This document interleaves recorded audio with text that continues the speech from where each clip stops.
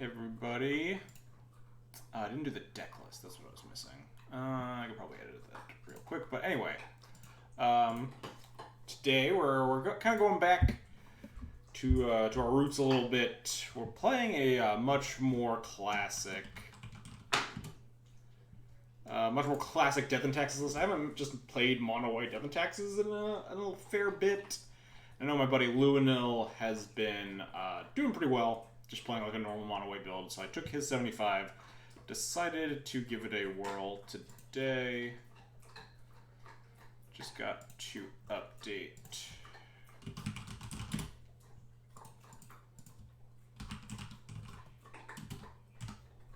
Just gonna update the deck list here real fast. So nothing super special about this list. Just making sure all my settings are right because I'm lazy and didn't adjust them all before. But yeah, we're playing a Charming Prince, which he has said has been pretty decent. Playing this Palace Jailer that, you know, I have stated time and time again that I'm not a huge fan of, but it's fine to play in a list. Not thrilled about it or anything. The sideboard's a little weird, at least weird in my opinion. Containment Priest in here, a card that I'm not a big fan of right now. We have the 1 Gideon, 2 Cataclysm split, which is a lot more defensible. I just really like Cataclysm. 2 Council Judgments and 2 Path to Exiles, I think, for more efficiency in the Delver matchup. The Graveyard Hate looks a little bit more varied. Surgical, Rip, Priest. We have a Pithing Needle, 2 Deafening Silence, etc., etc., etc.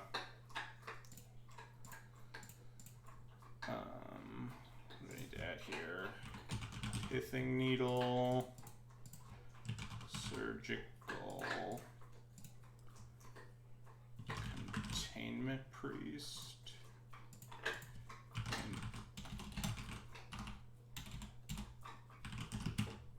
Gideon. I think that should be good.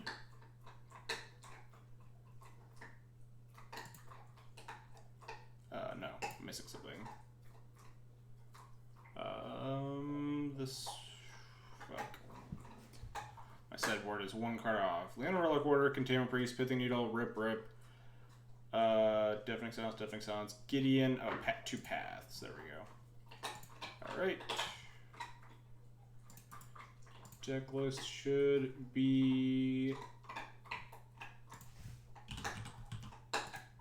updated. There we go. What's up, Basic Swamps? How's it going? Anyway, we're just gonna jump in here. I've been messing with like weird Death and Taxes, red white a lot, playing some meme, playing some Bomberman and stuff like that. That dog in the background, yeah, Lily is going ham. I gave her a little like treat bone to keep her preoccupied for a little bit, and she just destroyed it.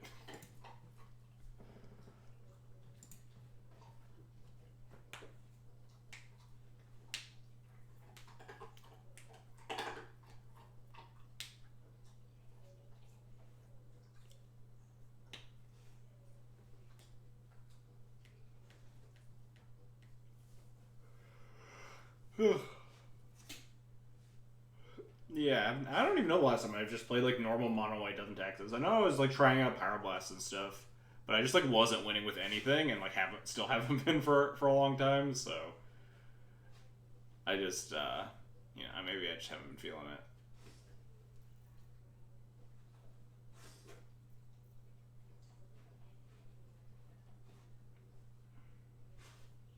What's up, Moxel? Surprised to not see Maverick ever. Yeah, I don't know.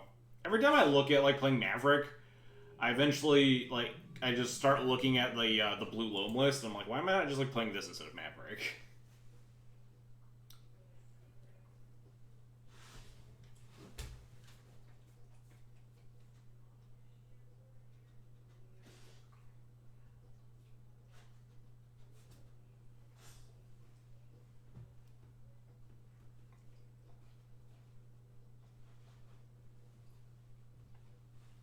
No opponent.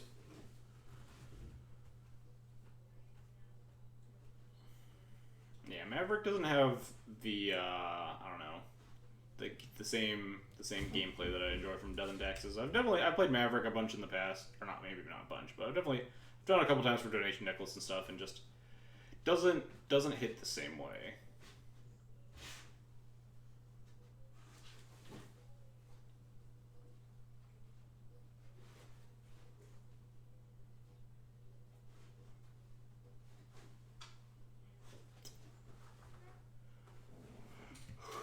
This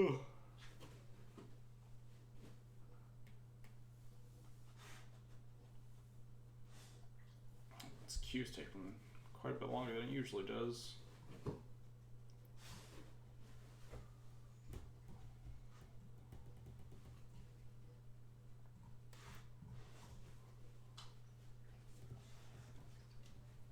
What's up, Lackey? How's it going today? Oh no, Lily's done eating her toy. Oh, she made a mess on her pillow. I guess that thing just broke up into pieces. You monster child. Yeah, just in time for us to dream of better days where we could just like play this list and like be fine with it. Yes, D&T in like early 2019. That was just this list.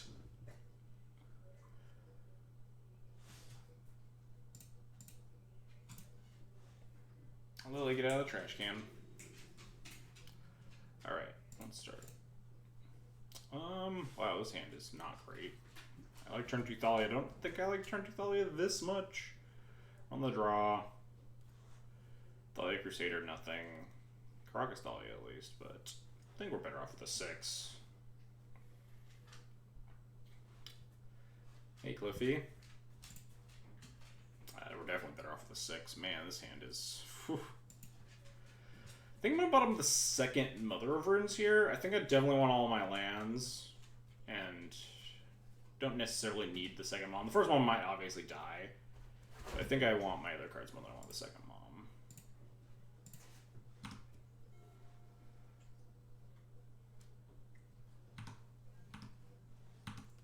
See Dog's name 3 times, she'll appear on the stream like Beetlejuice. I hope not. The door's closed and she's outside. I'd be pretty concerned.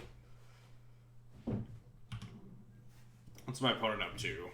Combo bullshit or Astrolabe bullshit? Astrolabe bullshit. Yeah, it could be both. We don't know. Alright, well, I'm just going to cast my Thalia here. Seems fine. Yeah. Could, in fact, be both. Yeah. It's just... Snook over an island, Dark Ritual, Doomsday. Well, I'm just going to cast this Thalia and hope I don't get, like, Forceful Okoda or something. Oh, boy. Oh, Cunning Wish. Wait, so they're... Like, the Sneak deck don't usually play Astrolabe, right? Does Blue-Green Sneak play Astrolabe?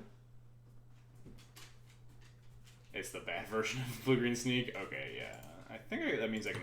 Yeah, I thought I saw Astrolabe in, like, very old lists, but yeah, it does not seem very useful. But yeah, I'm gonna just attack with the mom if I see Cunning Wish. This mom's not gonna be doing anything. It also means we're probably just dying next turn, but, you know, we could hope.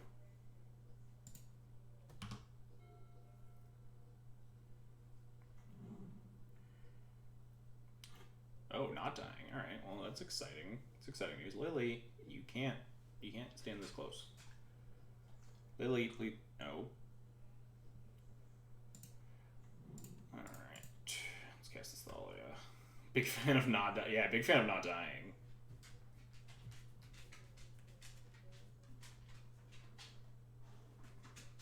Could be 3-color High Tide.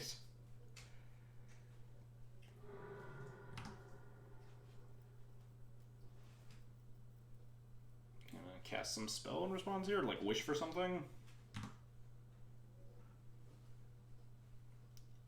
or intuition. Yeah, just intuition for 3 show and tells and just kill me through my Thalia, or maybe 3 omnisciences. Wish for release the Ant God. I hope so. Yeah, please try to cast that. Yeah, sure. Maybe they'll miss their land drop. We don't know.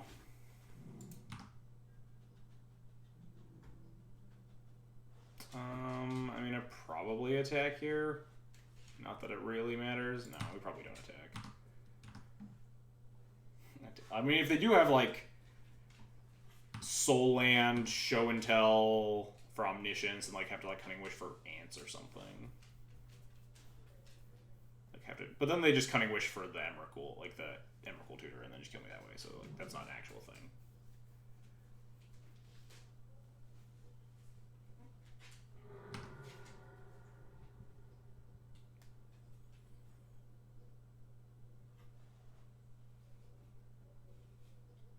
Yeah, they just need to like not have Omni, and they never don't have Omni.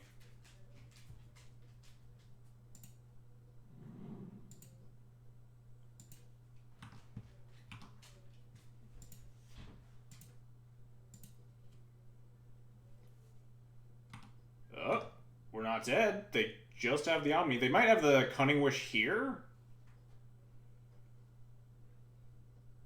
They might just have Cunning Wish in hand here, and they're just gonna like Emrakul me next turn. Yeah, they have Cunning Wish they can't cast. That makes the most sense. Well, I'm just gonna put in my sword here. Put it on my Thalia and attack.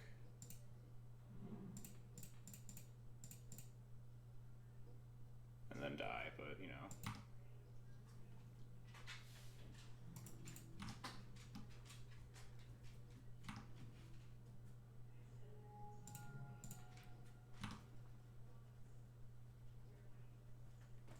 Lily, hey, piss off. That's an empty treat bag. You already ate it.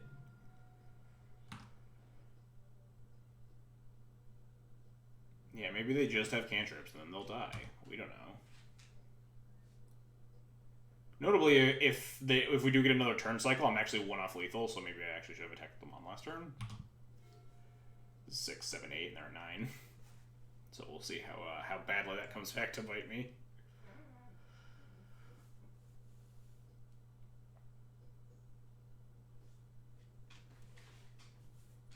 Doing math in those scenarios is something that I very rarely do. Something that I should definitely get a little bit better at. Because like the cases where 1 damage does matter versus combo decks, the lines can be like pretty easily drawn. Like my opponent casts Show and Tell to put in Omniscience and then has the Cunning Wish, but like doesn't kill me or something. Then like, what's my out? What's my plan? Why are you tabbing 4 lands?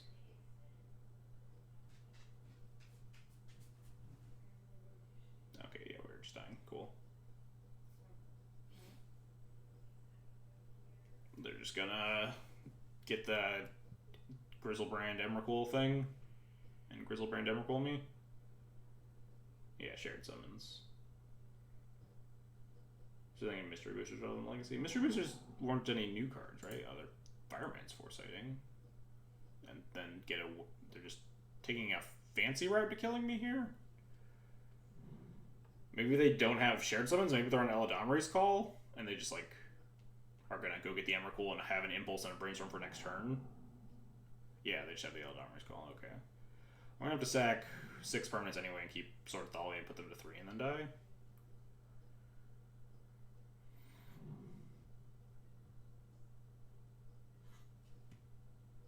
Or they can cantrip into the second Emrakul and kill me or whatever, but yeah.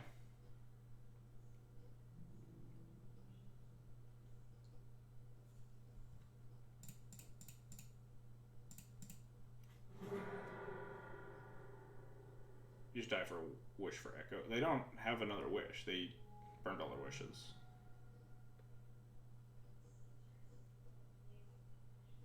Okay, they just drew second Emrakul, sure.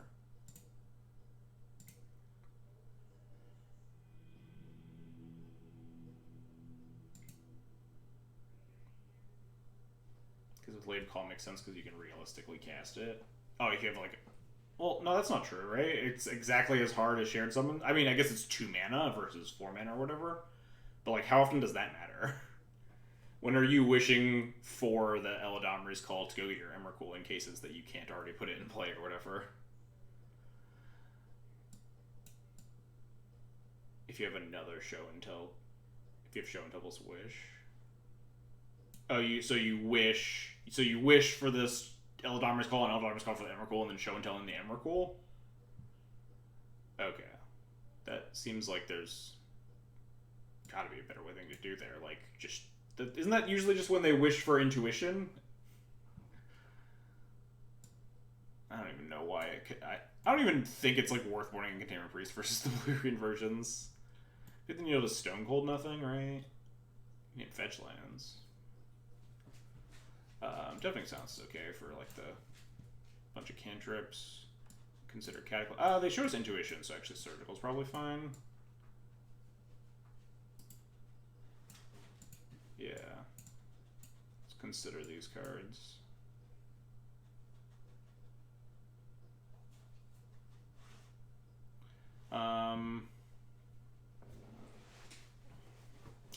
Can border all the Revokers versus Omni because they have like 0 to 1 Grizzlebrand, especially with shared summons. They're less likely to have games where Grizzlebrand pushes your shit in. We can cut all these.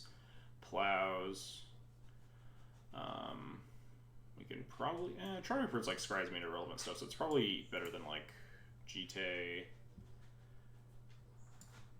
Can I just cut this Containment Priest? There are worlds that like you get to like a Vial on 3 and you can like Violent a Wisp on their cast Emrakul with a Containment Priest.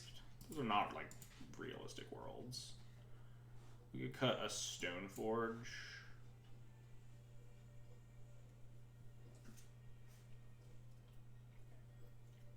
Or yeah, we could also cut a Crusader. Yeah, mostly just like random shitty beaters. I think I like Stoneforge more than Crusader. Maybe not. Crusader closes. Can close fast. Potentially. If you enjoyed this god-awful Eastern Event Animal Crossing, it's the fucking worst. I have like 8 jillion eggs. I just want my fish back. Alright, well, this hand's horrible. Alright, this hand's horrible. This is my day. Lily!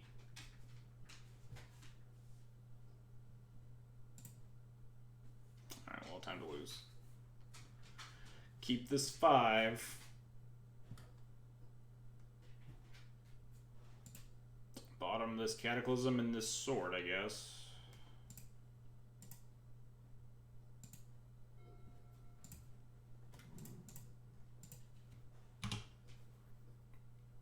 This pawn fishing, you guys want to waste my bank to that stupid. Can you get eggs with bait? I haven't tested that.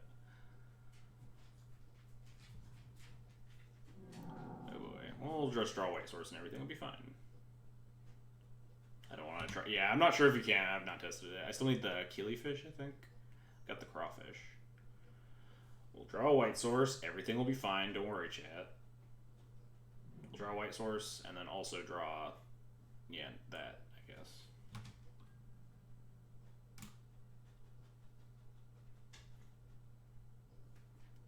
Which is better, AC Pondfish or Pokemon Go Pidgeys? Animal Crossing Pondfish actually got they got an upgrade because you can get koi now. Koi are in ponds, but the pond smell isn't in the fucking pond. It's in the river, and it's the worst thing in the world. It's literally called a pond smell. Why is it in the river? Animal Crossing, get your shit together. Oh yeah, the types of goldfish are all there too. Goldfish, Popeye Goldfish, Ranchu Goldfish. Alright, well, these are good cards in the matchup, generally speaking. But, you know, sometimes you multiply and then die.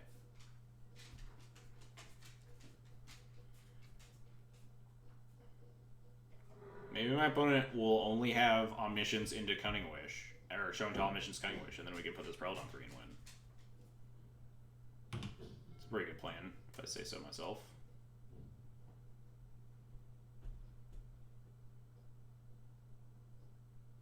Pond Smelt. The fish. The smelt. Yes, the robot taking 30 rusted parts is also bullshit. I have like 3. Come on, just show and tell Omni and have Wish in hand, and that's it. And then also don't do anything for the following 9 turns. Everything will be fine.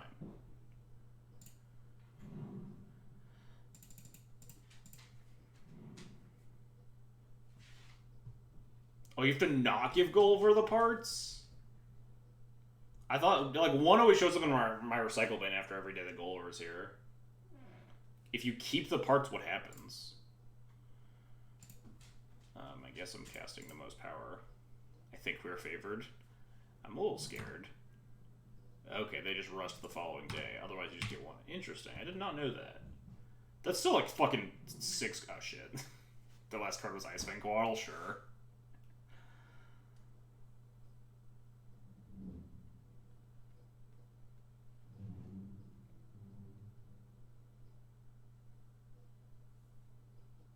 We'll set Umber Umbrella at 3, because they have Cunning Wish.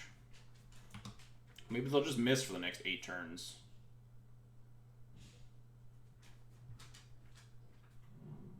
Uh, 9 turns? 10, a lot of turns. Oh, no, we can now Caracas Arthalia, right? When does this blow up? When they're as soon as there are no creatures, so we can just Caracas Arthalia and then replay the Thalia.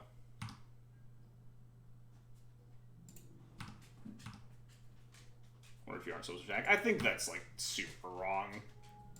Like there's a chance they had their last card, their only card in hand is Ice Fang Coatl, but also I'm not winning, absolutely not winning that game unless I deal my opponent a ton of damage very quickly.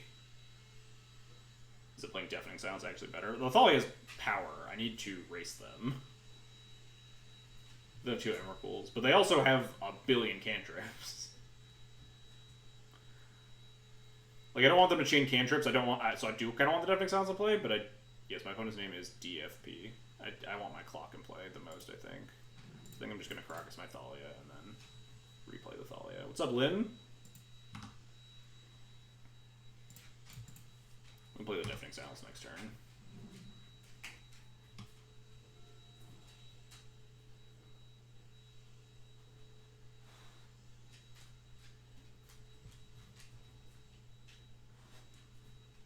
DFP is the face of the Blue-Green Omni Discord. Oh, interesting.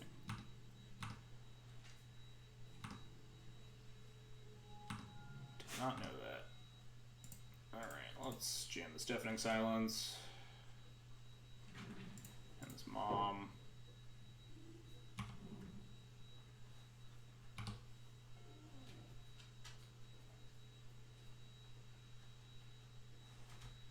I'm definitely attacking with this mom. Oh, well, now it's going to die in a couple turns, so.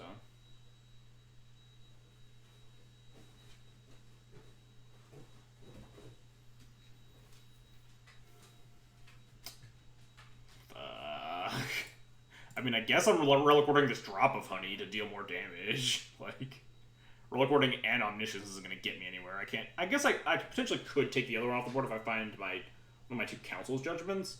Could also try to line up Cataclysm away in Omniscience and then Relic Order the other.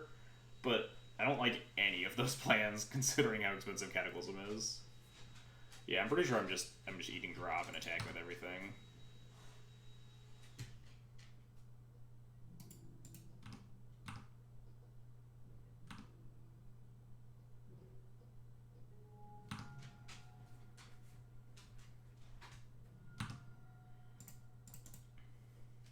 Yes, puts 5 power in play.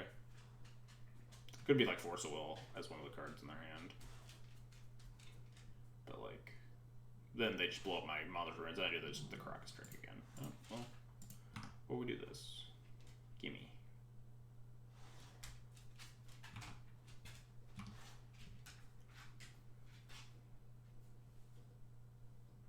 That seems like, I guess... Is there a reason to not play that on your own turn? There seems like there's absolutely no... Oh, they played the drop. Yeah, never mind. Yeah, that tracks.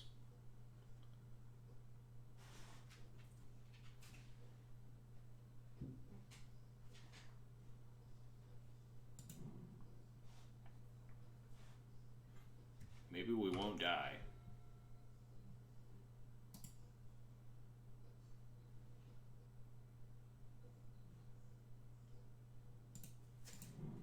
Maybe we won't die.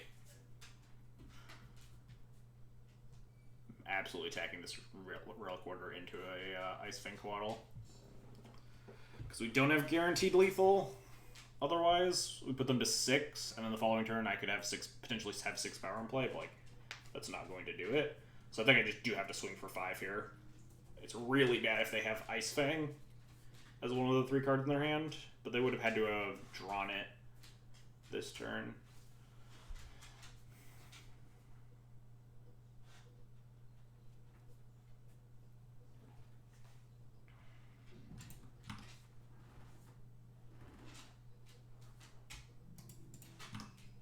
Because potential if I rip a land, if the Stoneforge resolves and I rip a land,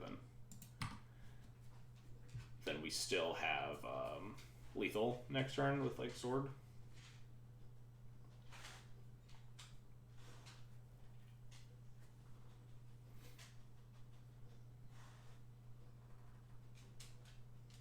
Yeah, I'm going to do that regardless.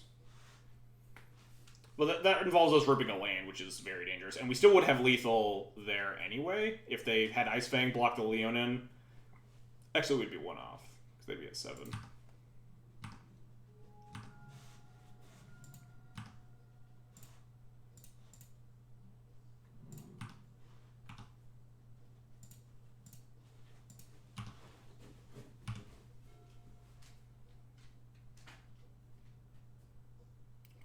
We actually only have 4 power in play too, which sucks because we never actually had a good shot at playing this Deafening Silence at some point. Bottom.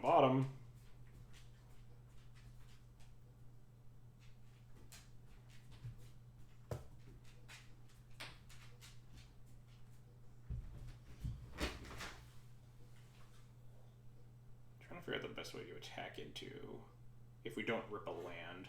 Oh, well, we ripped a land, so it's a lot easier to attack into an Ice Fang Quaddle now.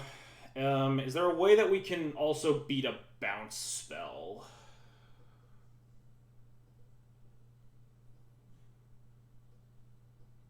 Equip to Mother of Runes, attack with everything. Loses to a like they can stay alive with a bounce spell, right? No. Right, because we'll have 5 power anyway.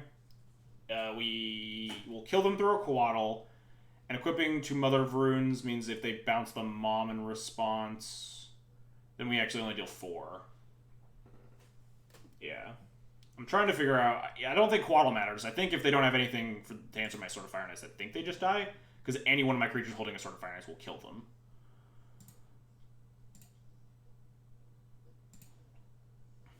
Putting Sword on Leonin and equipping with, or attacking with Leonin plus Thalia? Yeah. I think I just attack all 3. It just depends on what I'm putting the sword on. I'm not positive that matters. If they do have a bounce spell, I would want them to bounce my Leonin the least, right? Because then I also have to deal with the drop of honey. So I think I equip it to the Mom and attack with everything.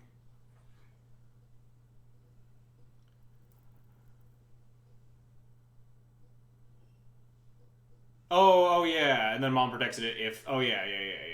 Yeah, that's right. And then if we attack, then they can no longer bounce my thing. We can attack for 5 safely, because then they can't bounce the Reliquary. They can only bounce the sword, and then it's still 5 damage. Yeah, you're right. Don't equip to the Mom, because this lets me protect whatever could get bounced. And then attack with everything. Now if they have Ice Fang Quaddle and a bounce spell, things get a little bit ugly, but, like...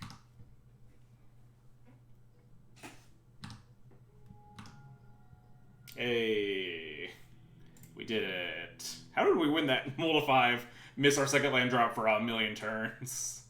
They show Intelligent Omniscience on turn 3. That was a game of Magic. Maybe because Quaddle exists, I do kind of like Crusader more than, say, Stoneforge. But Stoneforge Fire and Ice is also very good.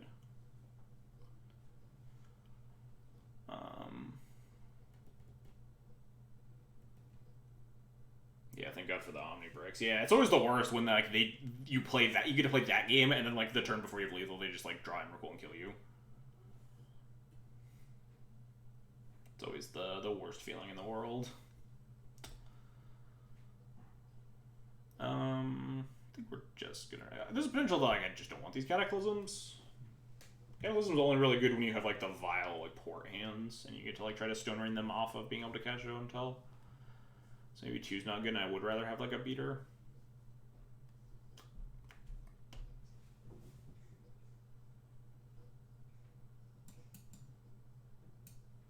Let's do that.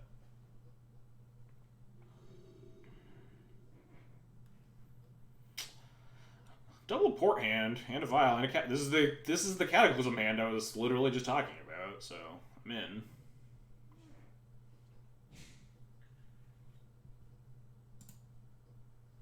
Double port and Cataclysm, good Magic cards. You can Charming Prince to scry for stuff. Scry for our actually good cards, like Leonin Relic Order, Recruiter the Guard, Titan Prelate, Thalia, stuff like that.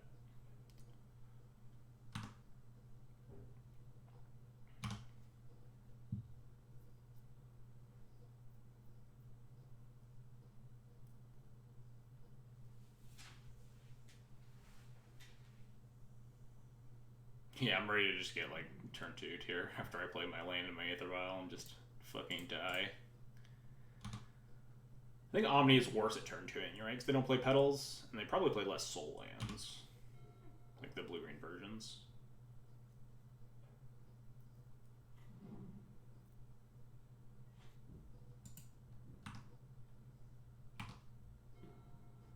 Alright, I'm ready for this, intuition. Gonna get him.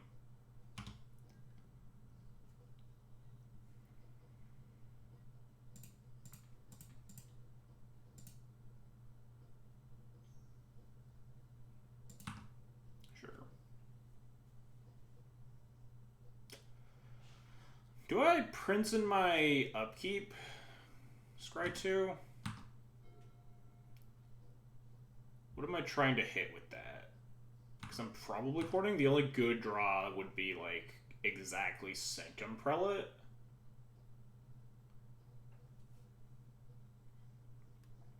To try to get that in ahead of time. Because right now we are in danger of just getting land drop Omnied, because obviously we don't get to Rashad port next turn. Do I get punished? If I draw a Thalia, I get super punished, though, right? If I just naturally hit the Thalia off the top, then I want to be able to Valen the Thalia on turn 2, or on turn 3 here, and then port, which prevents the show and tell. I don't think I'm supposed to... What was that in Cataclysm again? Yeah, it's, like, not great, but it can be decent, because one of the strategies that Omni has is just hit a bunch of land drops, and Cataclysm being a bad Armageddon is, like, serviceable in the matchup, because you have some pretty bad cards. Well, I'm going to cast this Mother of Runes and say go, and hope I don't get killed, but it's looking not great. Considering my opponent has cast, like, no magic cards, probably just means they have the whole combo.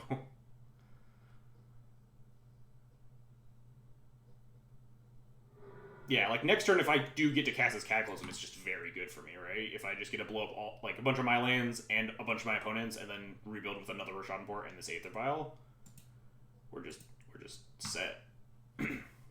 But that's, like, kind of a big if, considering my opponent hasn't cast any spells. Come on, cast something. Cast, like, an Impulse. Something with 2 mana, so you don't show and tell me now. Nope, we're getting show and told.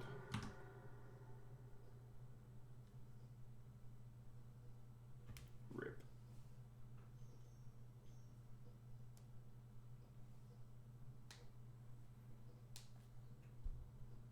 Shouled and told. I guess we just put in a land, right?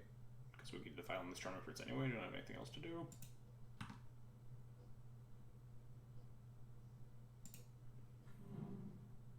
Yeah, the rest of the deck is built to hopefully stop them from making their turn a 3-mana play, right? Oh.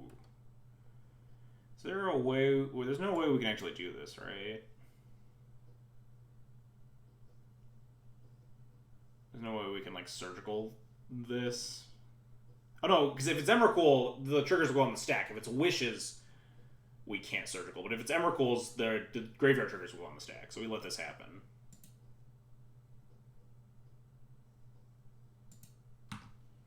We can beat Intuition for 3 Emrakuls. We can't beat Intuition for 3 Wishes.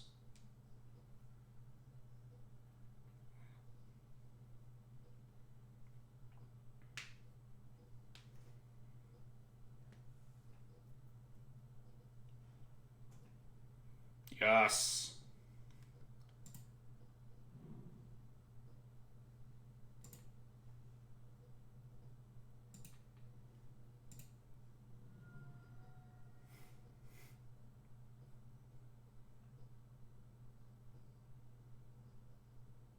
This Cataclysm's looking a lot worse, but, you know. Are you shitting me? Alright.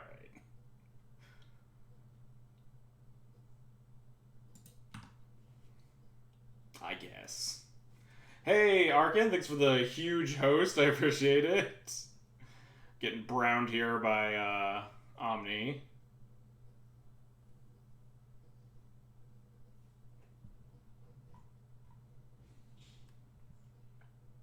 Getting Omniscience double intuitioned. do they get here? Just like a force of, like just a force of will, and just Emrakul me.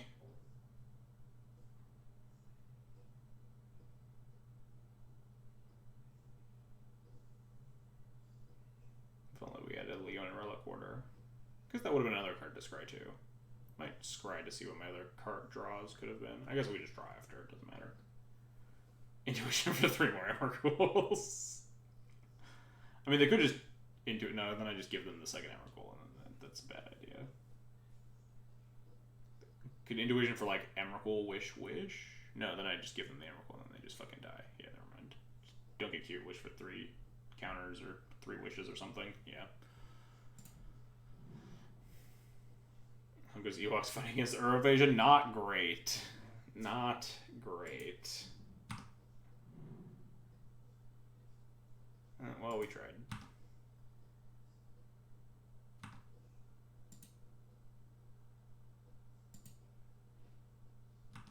His Prince, yeah, Prince's eye control, so I don't get to even, like, prevent the attack this turn. 1, 2, 3, 4, 5, 6, 7. So yeah, we can't do anything. We're dead. Dead skis. We could keep the Vial, draw Flicker Wisp, and then draw Jailer.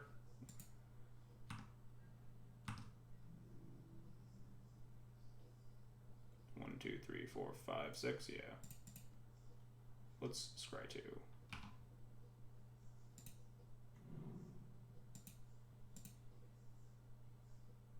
Because it's target creature you own. There's a Council's Judgment. Not quite gonna do it there, Prince. We're 1 permanent short, right? 1, 2, 3, 4, 5, 6. Yeah. If we had 1 more permanent, we could keep 2 planes and potentially like Judgment the Emrakul, but yeah, we're dead. I guess we'd bottom and draw the Wisp, right? Let's play Aura out. We have like another 20 seconds of this game anyway.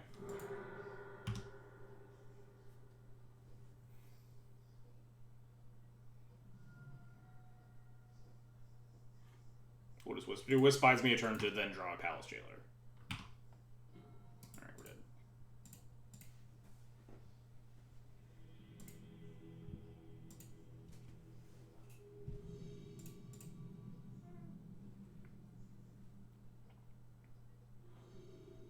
Yeah, actually had it against, like, the Omniscience, and then they had the second Intuition. Which is frustrating. This hand is fine.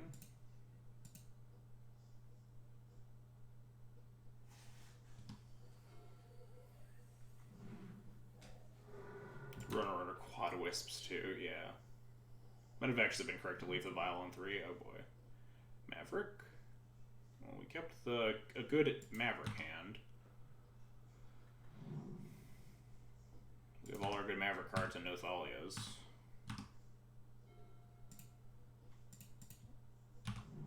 I really don't like plowing Mavericks. Mana Dorks, I've talked about it a lot in the past. I think as D&T it's usually super wrong, so... Not looking to plow those Arbor, looking to just plow their payoff cards, Knights and stuff.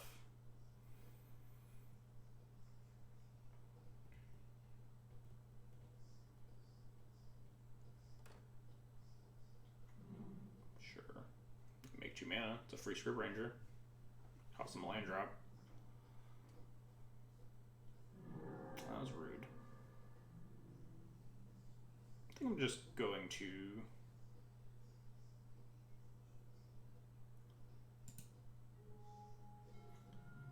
Stoneforge here. We could now we have Mom and Plow. We could plow the Script Ranger, but I don't give a whole lot of shits about this. It is marginally annoying because the Dried Arbor could potentially, like, Dried Arbor Script Ranger could potentially muck things up, but then the following turn we'll have the ability to get them other runes online anyway.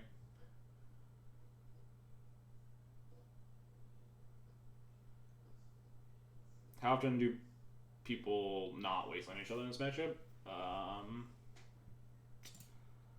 Probably differs between the sides. I'd probably err on, like, probably unlikely to... I like to do it if I'm keeping them off of 3 mana and I don't have, like, other proactive things to do. Because, like, 3 mana during these first couple of turns is usually the flashpoint where they get to play their broken cards. turn we can like GTA Mom, GTA Plow, whatever. Yeah, I also think and like it's 2020, and I think that not wastelanding Delver players after they play Turn 1 Delver is probably an mildly outdated school of thought. Yeah, usually you want to obviously always context dependent, hand dependent, but usually developing your own plan is better than preventing theirs, because preventing their plan is going to almost always be short term. These matchups are just very good at going long, and you're just going to hit a bunch of land drops. 2 mana, and then Script Ranger to make more mana. Yeah, one of the reasons I wanted to play the Script Ranger was like there's potential they just don't have more lands. Yeah, there's Knight, that's fine. Knight and Mom, less fine.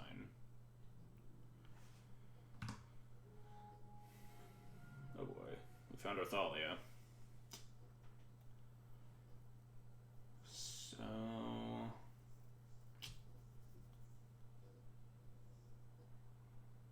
I guess we can kill the Mom and plow their Knight and develop our Mom, because our Mom lets us or helps us connect. Although they have 2 different colors of creatures, so it's not quite there. But I don't like letting them untap with Knight. I don't know if they have Maze in their deck, but there are a lot of different things that they can Knight for to prevent me from connecting with GT. So I think I just need to plow this Knight and find an answer for this Mom in the shorter term, depending on how they tap.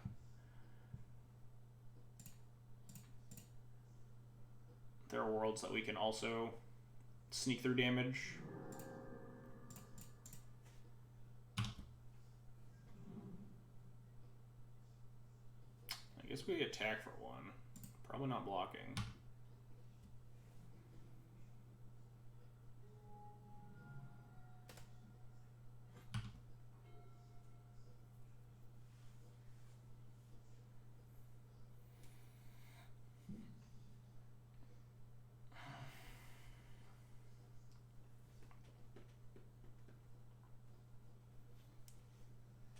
So obviously we need to be worried because they'll always have a green and a white blocker here.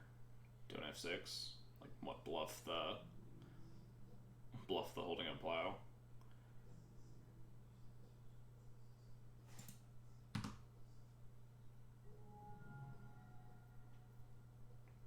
Because the Script Ranger means that the Dried Arbor is always being held up, and the Mom means obviously they'll always have a white blocker, so we won't be able to get in GT yet.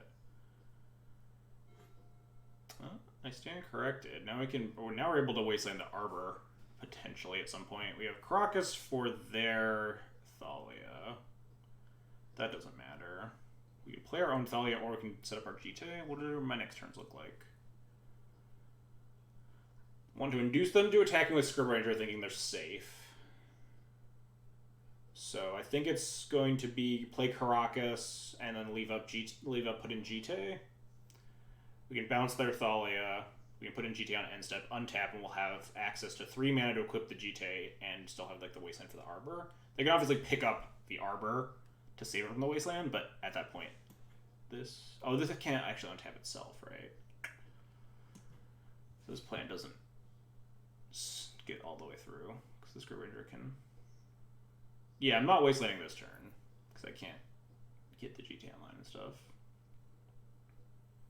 Forgot that Arbor or Ranger can untap itself, so that definitely puts a wrench in the plans. Probably still my best line. Don't really think we need to develop our Thalia or something. Not very important. So I think I just say go here.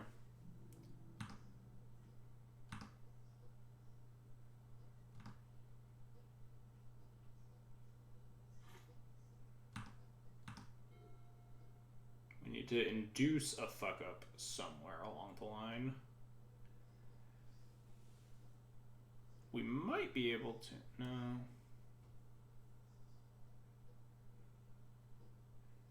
Yeah. It's tricky. I don't think we can do it as it currently stands. Need to find something else. Flyer of our own, Revoker, Plow, something like that.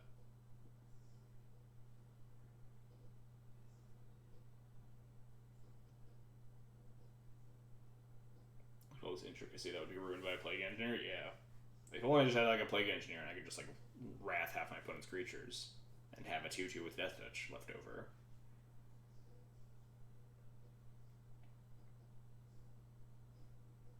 They are on like the back foot here. As far like I don't know the cards in their hand, but we have the upper hand because they need to make sure that we don't trigger the GT.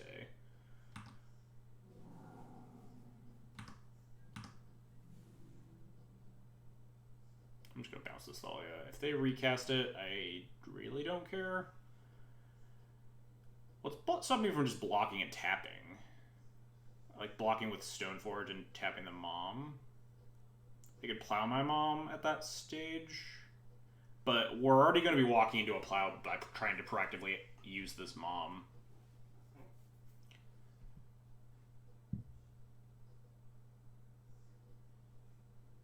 By proactively using our Mom to get our GT online, so I think I just need to walk into this plow. So I think we might just try to free kill this Thalia. If they like use their Mom to protect their Thalia for some reason, and then rely on the Scribbage on tapping it, we could potentially find an opening there. Plow my Mom phrasing. That's the common joke in the D&T or in the Legacy world at large. I think I am just going to block here. Yeah, the actual oldest joke in the Legacy books.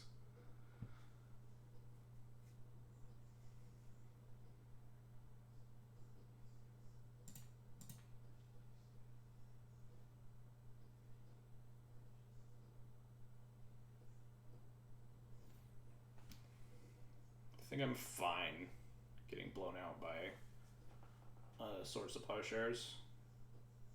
Up there with here on the play against your Manaless Ridge. Oh god. I made that joke. I tell the story a lot because it's just like very easy to tie into that. But I made that joke to my I made a joke about myself during a random game at like an SCG side event. I was like, yeah, you know I'm not on Manaless Ridge or whatever, and then my opponent was on Manaless Ridge. And I never made the joke again. Okay, this is definitely fine. This is what we want him to induce.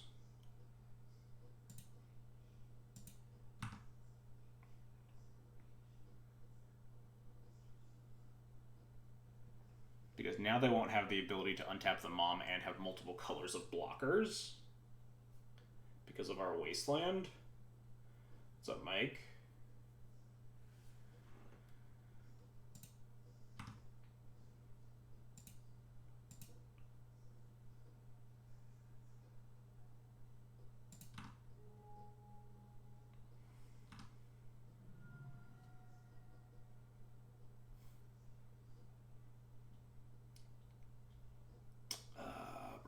It's not what we wanted.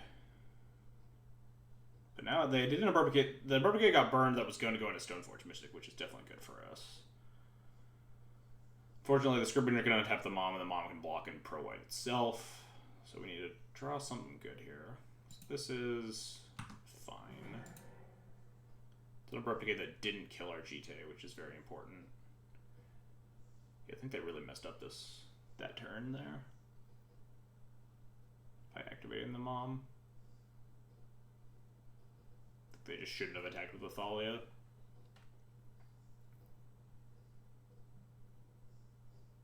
Nobody owns Noko. Oko owns us. Oof.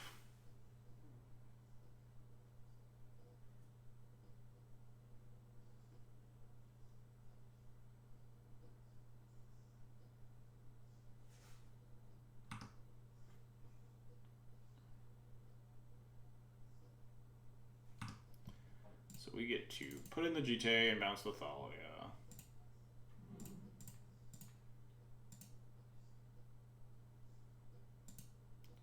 And hopefully draw something good. Mother of Runes, that's pretty good. Unfortunately, we lost our window here to induce them fucking up. Because even if we wasteland this Dryad Arbor, they can just pick up the Arbor, untap the Mom, and the Mom can block my Stoneforge and Pro White itself. So we don't have an opening here to do anything. So I think I just want to play them. I think I want to keep holding the Wasteland to try to get them to fuck up again. And just play Mom Thalia. I think it's probably better than equipping here.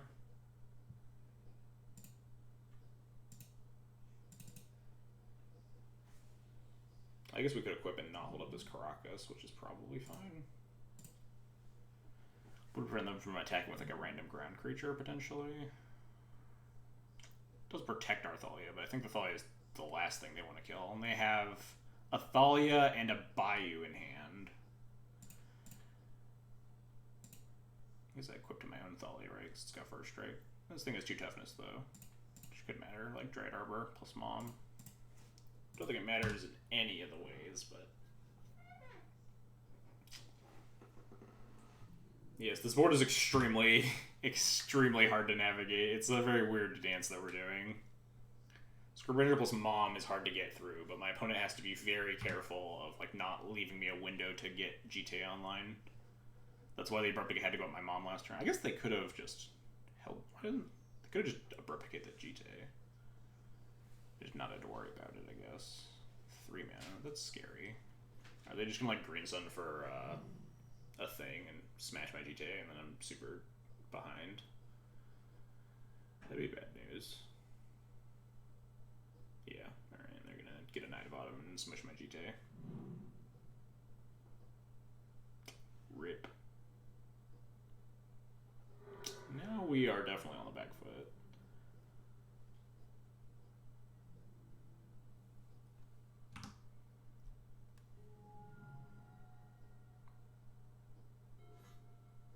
Oh boy, that's not a good draw.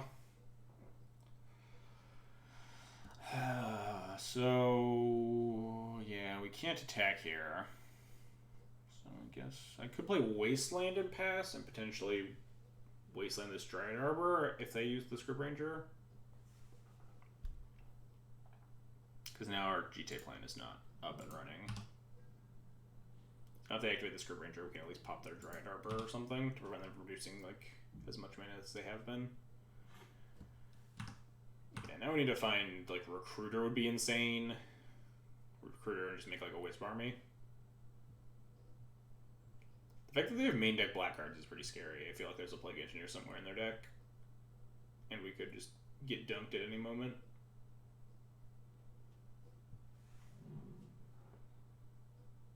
There is Savannah, Thalia, Unknown. Second Mom. Shit. This is all bad. It's all bad news. We're on like a 1 damage a turn clock. They can start accelerating it now that they have 2 Moms, but...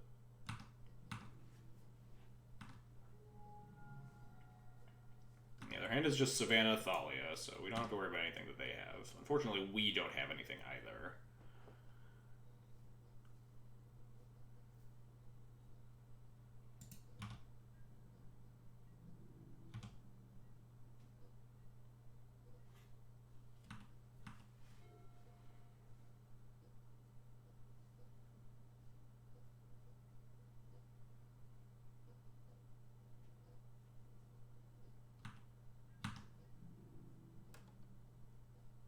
They're chipping away with their 1 damage. Got a lot of turns to try to find something. Third Thalia, not quite gonna do it. You're in Crusader of... Yeah, we have a Crusader in this deck that would be a decent draw. We'd have to like be pro whiting at every turn to get in damage, but would definitely be better than drawing 3 Thalias.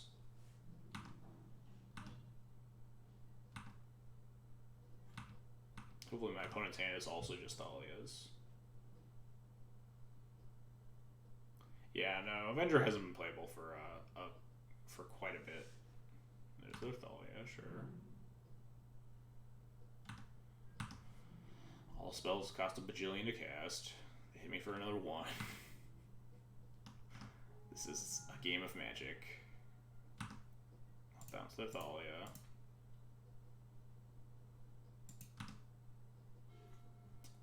The old turn 9 Aether Vial.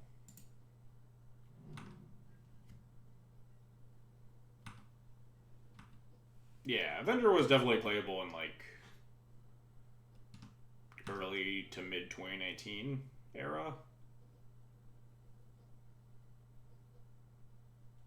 Oh, just thought again. I just get scared when my opponent starts casting a spell. But they're not doing anything scary.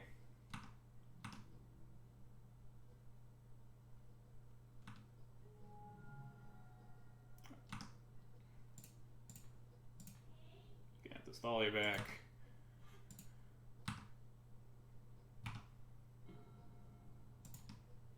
Not a super good draw. My opponent's draw steps have also not been very kind after this initial phase. Because they haven't been doing anything either. So their hand is probably similarly filled. Oh, never mind, we're dead. And that's the game, folks. They're gonna grab a GTA, play the GTA, equip the GTA, and then we will die.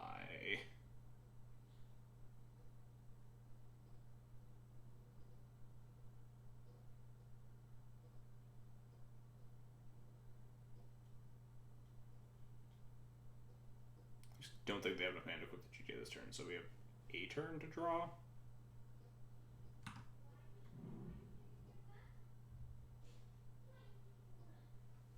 I'm just gonna wasteland their Tried-Arbor here.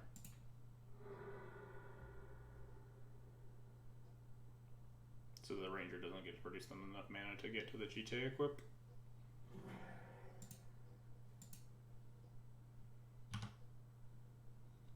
We have a turn to draw Recruiter or Revoker.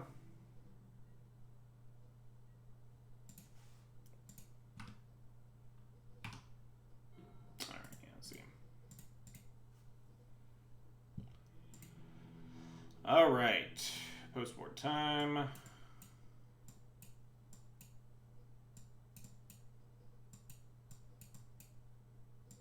Bring out the bad cards, all the terrible ones we drew, bring in good cards, potentially bring in this Gideon. What else sucks in our deck? Charming Prince is definitely strongly medium.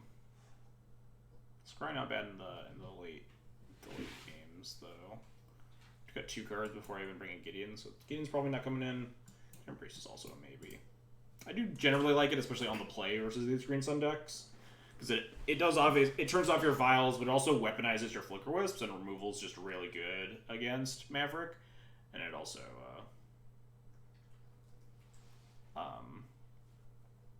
obviously like hits their Green Suns. We can shave Mom. Mom's like really stupid in the games that like don't involve Plague Engineer.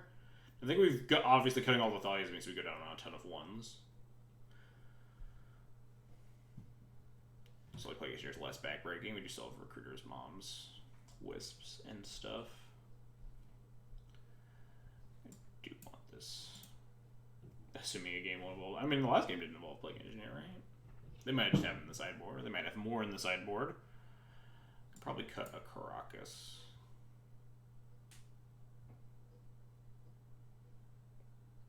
And then Roger's fine, Wisp's fine, Crusader's good, Recruiter's good, Jailer's good, Equipment are okay.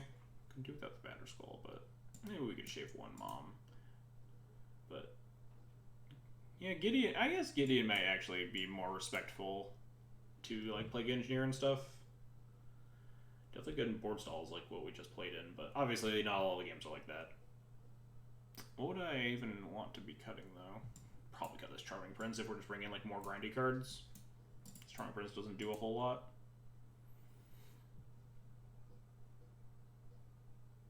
Yeah, we could maybe board it on the play, cut it on the draw or something.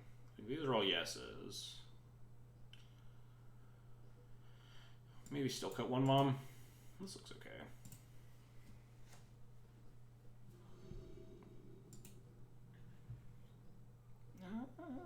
Wild's really good. I think I'm gonna keep this and then die to it. Turn 2, Collector Roof.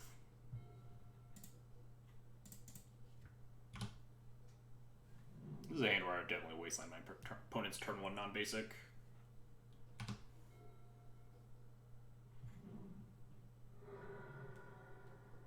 So they're guaranteed to forest into Noble or something, but they're not. Okay.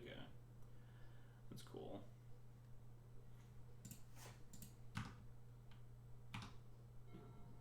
We have Mom, Not near casting this Gideon or really this sword, so I think I do just want to Wasteland to stall for time.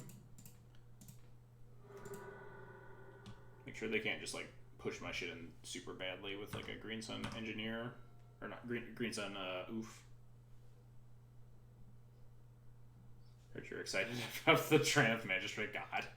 I had like 3 people tag me in that in the span of like the first 3 minutes of the spoiler existing.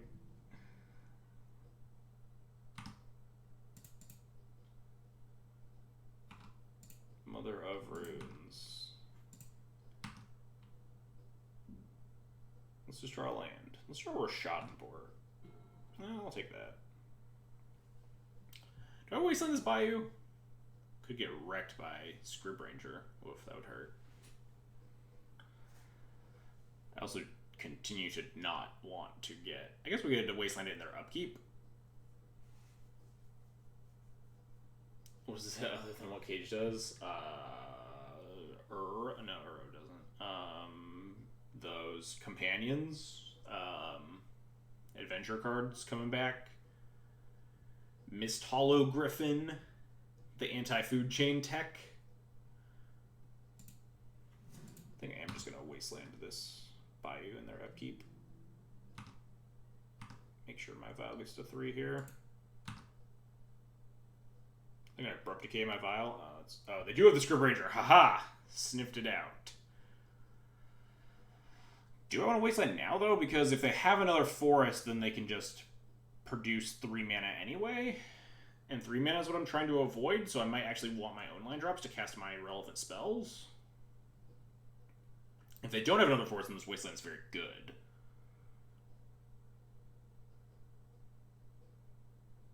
Yeah, I mean, if they have a Forest and a Green Zone, we're still just gonna get Collector Roofed and get fucked. Like,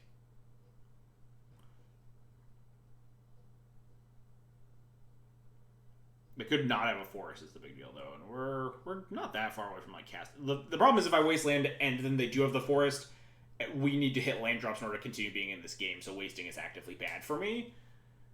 I don't think the upside of them like maybe not having another Forest is good enough. Yeah. Because I think I need to assume worst case, because the best case is very unlikely, and the worst case is like much more common, and means that I absolutely need to get land drops, assuming that my opponent's gonna like push my shit in here.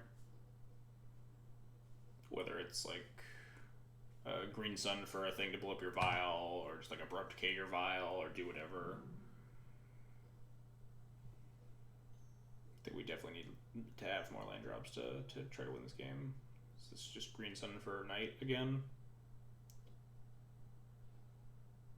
Yeah.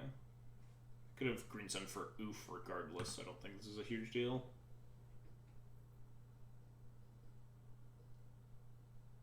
I think Oof might even... I guess Oof is definitely worse if like I have a removal spell, right? If I had a removal spell, I definitely would have just killed the Scrib Ranger and Wastelanded the Bayou, though. Oh, they just grab Oof anyway, sure. Yeah, that's what I expected. Well, if we draw one of our several removal spells, we're not in the worst position in the world. Hey, one of our several removal spells.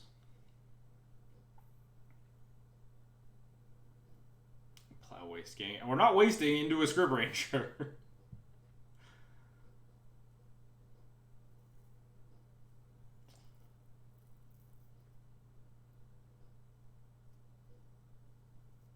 I think I'm just saying go. It's the world that we get punished by not killing this Oof right now. If I like try to kill the Oof and like decay my Battle Response, yeah, I'm gonna kill this Oof right now. Do it, coward. Yeah, maybe they won't see the line of activate their creature that they've been using every turn for these past 2 games.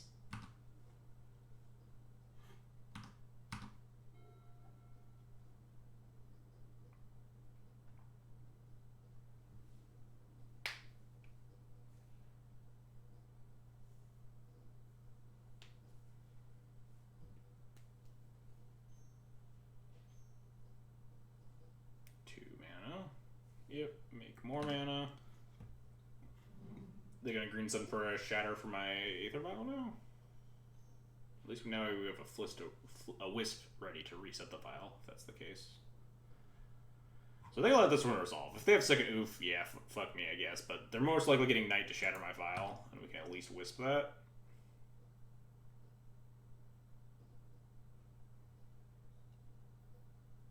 It's like, why in the world would you have a second collector oof in your Green Sun Zenith deck? Yeah.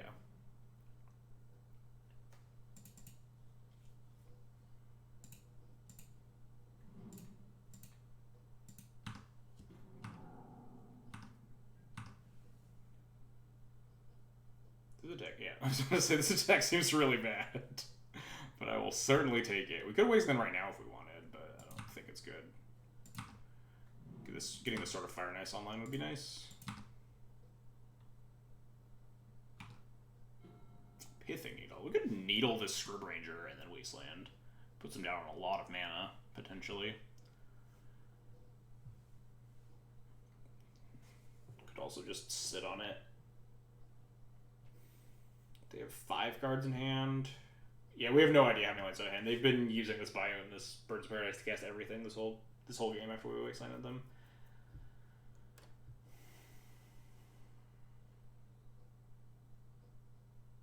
Yeah, I think I'm just saying go here. There are a lot of scarier cards to needle. I don't think the Scrib Ranger's like doing me a lot of damage.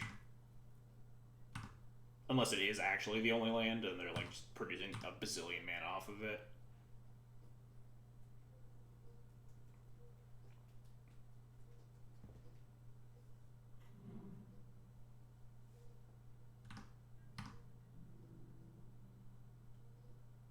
This feels like bait. There's no reason to block. I suppose I could have attacked my Wisp last turn. I don't know why I didn't. Kind of zoned out thinking about the needle, I guess. Yeah, I'd much rather needle like a Stoneforged Equipment or a Knight of the Reliquary or something.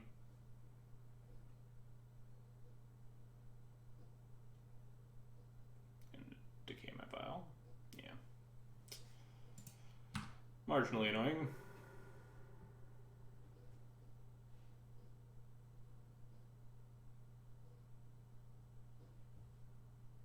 We need to hit land drops to do most things anyway, so I'm kind of fine with that exchange. What do they need with... Okay.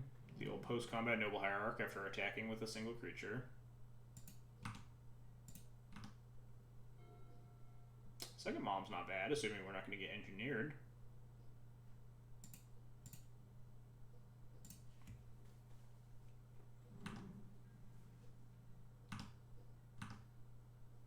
Set up a nice board state here if we eventually get a land to put this sort of Fire and Ice into play. They're down in Decay, down their Knight of Autumn, and down their Collector Roof already. So getting my equipment online is a little bit more feasible. Of course, we're like definitely going to get engineered sometime soon, and I'm just going to be really sad. Questing Beast. Well, it's a little pretty spooky. Makes my Mother of Runes a lot worse.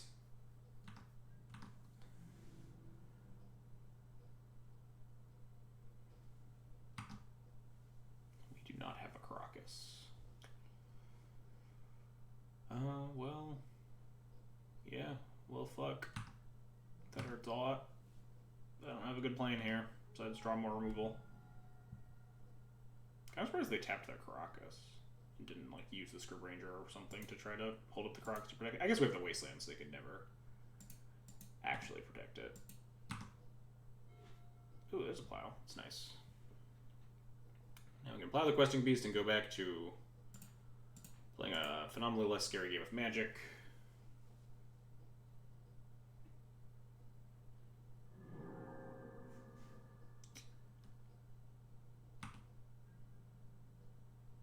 Am I supposed to be attacking with this Wisp? I think I am. Now that I have 2 bombs, I think I definitely am. This thing actually cracks back for 2. And we're at 12 and they're 25. So actually I probably don't attack until I get like a second Wisp in play. Because my Wisp right now is preventing them from attacking with anything now that we've stopped the Questing Beast. Imagine drawing a land, yeah. Maybe someday.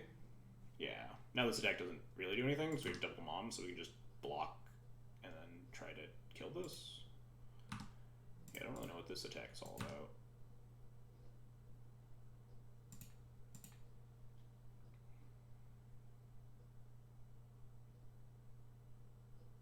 Unless they have like a lot of removal spells. I just need to burn through my mom activations. I'm not gonna block here though. We were at 12. Trick Bind, yeah, that'd get me. Would get pretty wrecked by Trick Bind. Should have obviously held priority and activated my other Mother of Runes. They're gonna attempt to plow the Wisp. Activate the other mom. Now they have a decay for like one of my 3 creatures. I'll accept this. This is a pretty good exchange for me, I'd say.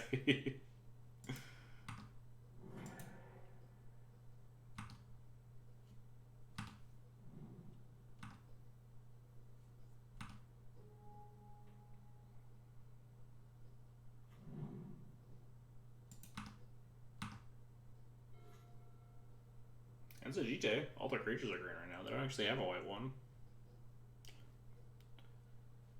So it's my only castable spell besides this needle, so, you know, I'll play it.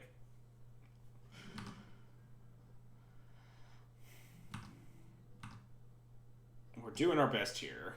They have 2 cards in hand after this draw step, so like we'd have to go shields down on all of our moms to connect with this Jite successfully, which is definitely scary. Yeah, they're down 2 decays, the Knight of Autumn, and the Collector Roof. So this Jite is pretty live. This is scary. Stop casting a big spell. I don't like this. What's this even going to be? Just a knight? Do they have scarier things? Second Knight of Autumn. Yeah, sure. Why not?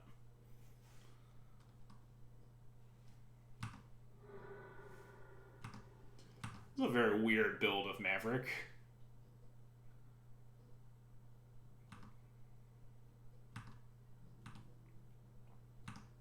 We draw a 3rd land and we can get our Wisp on to just brick wall the board and then our sort of Fire Knights online and then we're like still okay. Yeah, sure.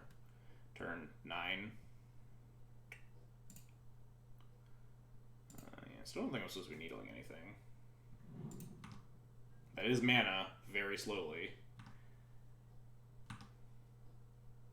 Yeah, they're gonna fucking Johnny Collar the Bride me to death. Just out of nowhere.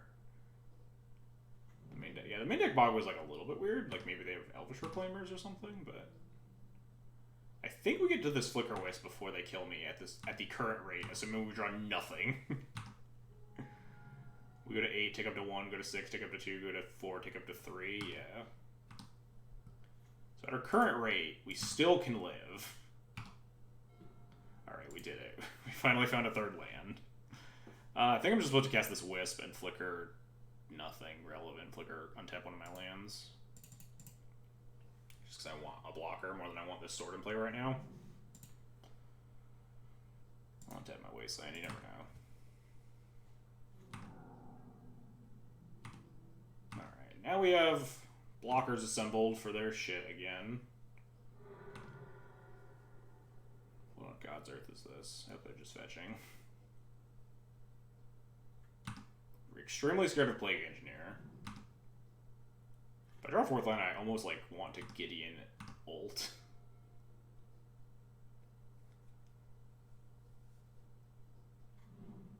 Yeah, this is why we flick at the Wasteland, because now if they waste on my Wasteland, at least I get to take down this Caracas with it. If I waste any of their forest, they pick it up with the Arbor, so I'll take down the Caracas at least. It does burn us from casting the Sword or the Gideon, but we've at least sufficiently locked down the board for now, and just need to hit a couple more land drops again to do stuff.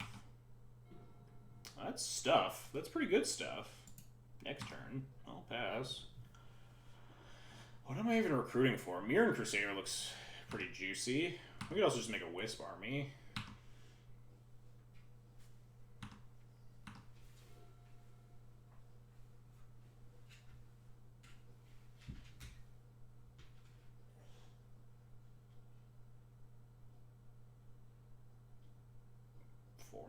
another green sun? They're just going to get an actual Knight of the Reliquary this time? We needle it. So it's just a big threat, which isn't a huge deal with 2 moms. I'm going to needle the Ranger. The Ranger's not doing anything. See, now I'd much rather, like, needle a Knight.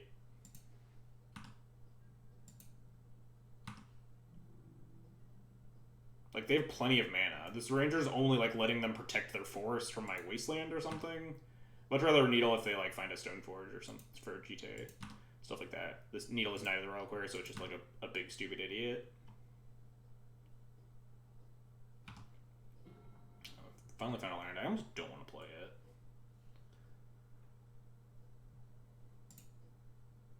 So I'm definitely needling this Knight.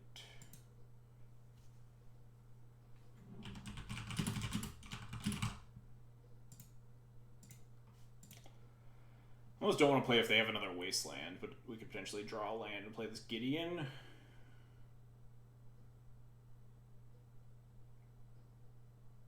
I think I'm going to play it. I'm very scared of Plague Engineer.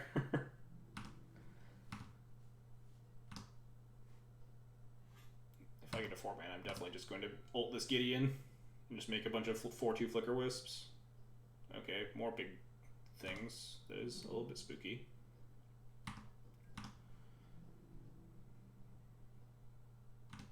I think I just want to make a bunch of Flicker Wisps. I don't think Jailer's good because they have a bigger board state than me.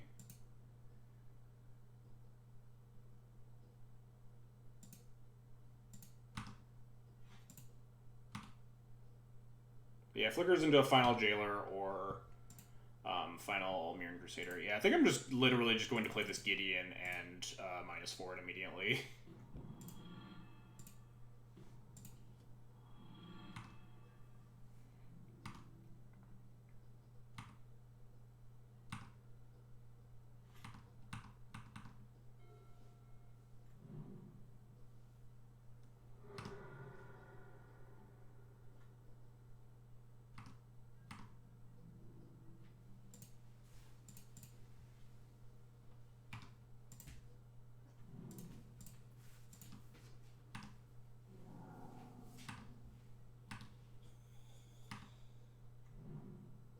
I think I am just going to go get Crusader right now. We have a pretty big board. We have a sort of Fire Knights lined up to just mush my opponent.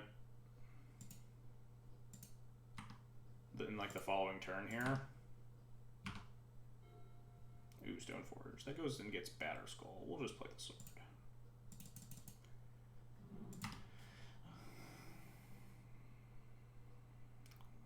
A little bit scared of trying to figure out blocks here, so I kind of want to leave all my stuff back. Crusader kills in 2 turns regardless. I'm running out of time on my clock. We both kind of are. Wasteland. My Wasteland doesn't do anything. Make my opponent take more game actions if they want. Yep. Why don't we cast Stoneforge? Because I'm casting this sort of Fire Knights.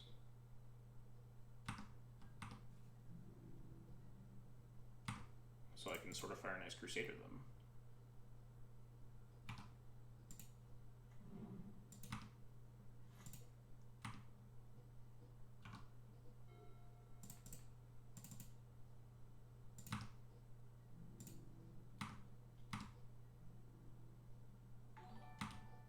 Am I supposed to like clear their shit or just kill them?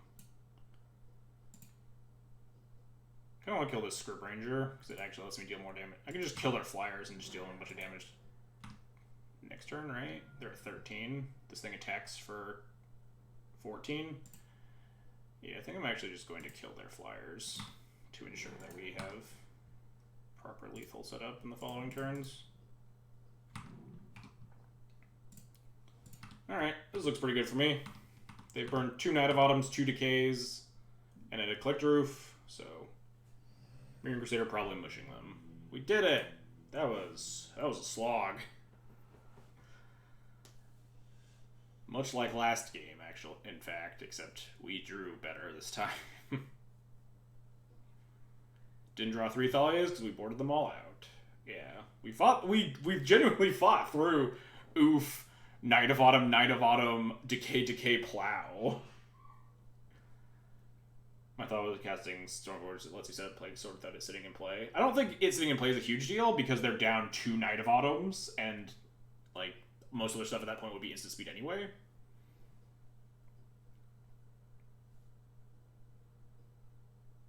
Finding the secret mode on Gideon. I was very scared of them drawing a Plague Engineer at some point during that game, so as soon as I hit 4 mana, I was just like, I'm ulting this shit.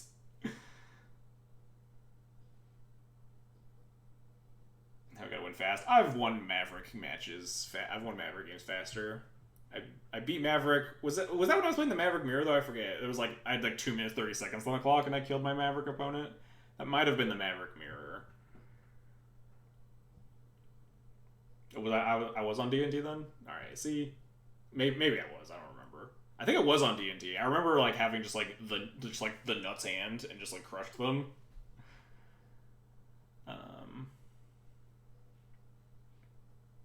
Yeah, I think we're just hitting submit here. I'll keep this. I'm not super excited about it, but it's definitely workable. No Vile hands. Vile's like so good in this matchup, just all the time. Not gonna plow Mana Dork, will plow a Mom.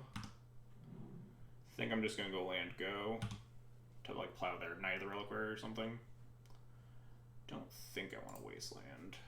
I think I just want to like plow their 3-drop into cast Stoneforge for GT. Or plow their Mother Ferns, I guess, into Stoneforge for GT. Oh wow, this is very bad for me. Now they just have 4 mana to GT me the following turn. Do I have a plan for that? Definitely involves plowing with Mother Ferns. Like recruiting for a Revoker? Camera Priest, you're not exactly what I asked for. Potentially eat the Noble Hierarch and eat a counter with the Priest. That doesn't do a whole lot though, because they have the Stoneforge left over. Plow their Mom makes me laugh every time. If we port, they just put it in, play land. Then they can't actually equip. So porting actually does buy me a turn. I need to play fast. It's only 5 minutes. Yeah, this porting actually does buy me a turn unless they have the Cradle, which they always do!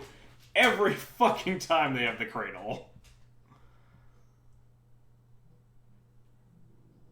They always have the Cradle when they have these lines. It is insane. Now we just have to recruit like Leon Relic Order or Revoker or something and like hope that's good enough. What do I want to recruit? Leon Relic Order is not good. Revoker also not good. Revoker continues to get them GTA counters, so that's probably worse. So it's probably the actually we can't cast Relic Order, so it has to be Revoker.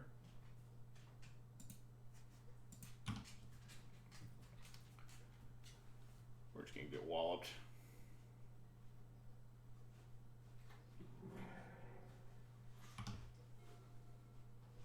Yeah, Relic Order does die to less. Also can't cast it. Well, this is all bad.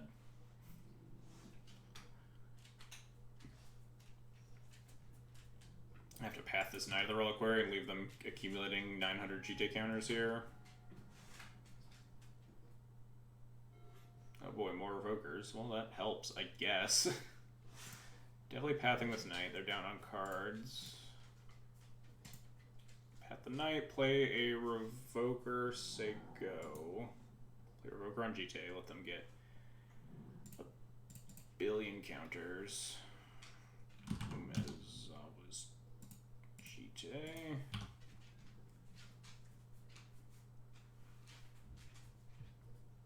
Kill a Revoker. Yep. Could double revoke. Yeah, we're not facing that lethal though, so I don't super care about double revoking. I definitely want to answer the Knight so they don't have a follow-up plan, like Knight for value to try to find answers. Like if they just like pump this Stoneforge a bunch, it doesn't hugely matter because we're not dead. We do take a fair bit of damage here, but then we can hold up Containment Priest for a potential top deck Green Sun. Flicker Wisp plus Containment Priest also good if we find mana at some point.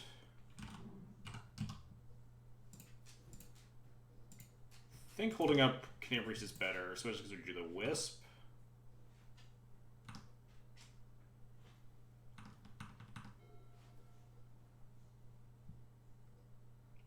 We'll just flash in regardless here. I hope that Green Sun. Thoughtseize. I'll flash this in.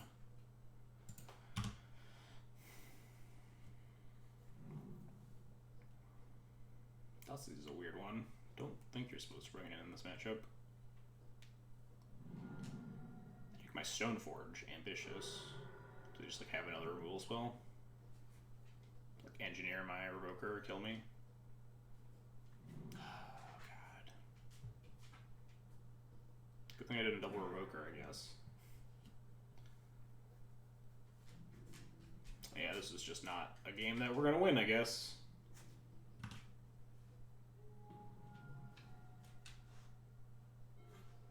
We even had the Flicker Wisp lined up the following turn too, or like the equipped sword. Alright, yeah, I'm done.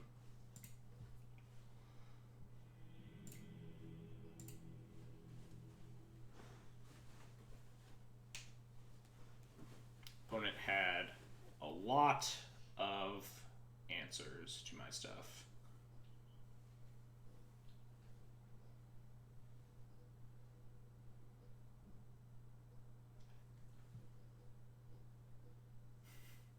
Yeah, their hand lined up very, very well, unfortunately. Had they had, like, one less thing, we actually, like, very easily turned that corner at that point.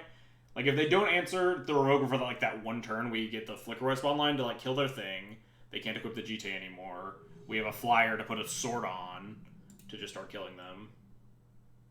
If they had stumbled for exactly one turn, we actually have that game. We also had the Containment Priest, so that we actually had their ability to like Green Sun for like a Night of Autumn on lockdown. Didn't even realize I still had my chat window here. I usually have it like this. Did not realize that for the past 2 rounds. Sounds good. We'll keep it. Yeah, we're very close to coming back that game. Even after the like very insane start.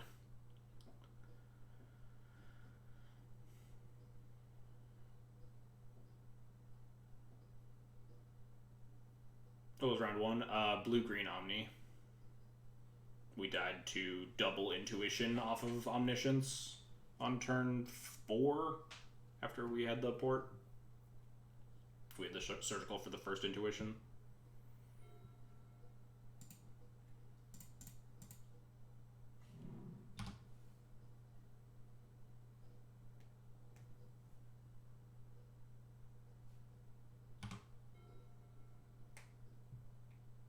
What we got this round?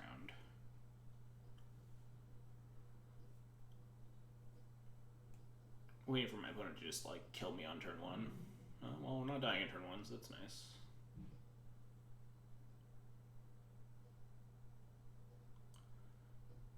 So what are we up against? Shelter Thicket, so just lands.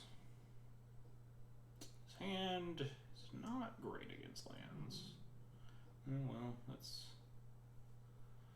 not good either. We'll play out the Thalia here, the factory.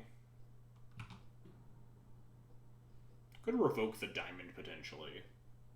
Might have been Thalia. Because they both take them off of 1 mana. The Thalia can be protected with Karakas in later turns. Maybe the Revoker is better here. Revoker doesn't really get much better in this matchup than hitting diamond. Mox diamond. Yeah, at one point, Sylvan Library was templated as an activated ability that you like did in your draw step or something weird. Like 4th edition, 5th edition or something? I don't know.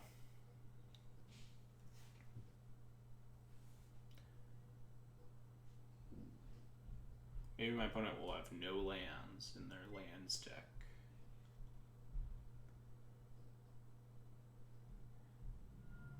The gross white bordered library.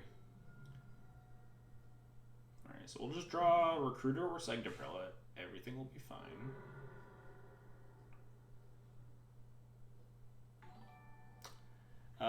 Mercade Mercadianer, thanks for the follow. I appreciate the support. Also, Zoe Reed, thanks for the follow. Sorry I missed that one. I think it was 11 minutes ago. I think it was deep in concentration during the Maverick matchup. Oh, Mana Bond. Okay. Playing this game. All right. Yeah, that's pretty good, I would say.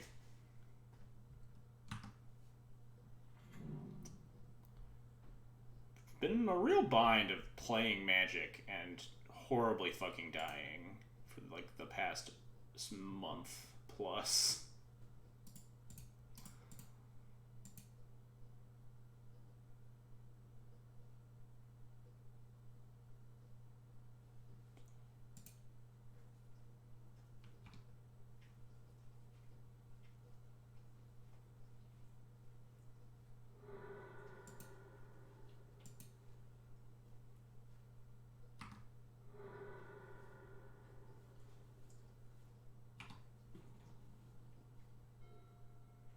Got our second Revoker, sure. Better than Thalia with them having just the Caracas, so I'll attack for 2, and then they will show us Thespian Stage in their top 3 cards.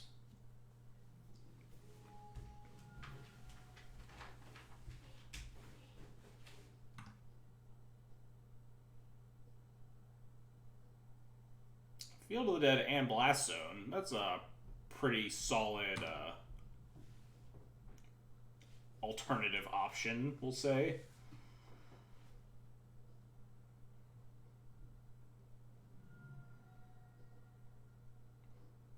And they're going to 5, so they just like drew the stage anyway or something.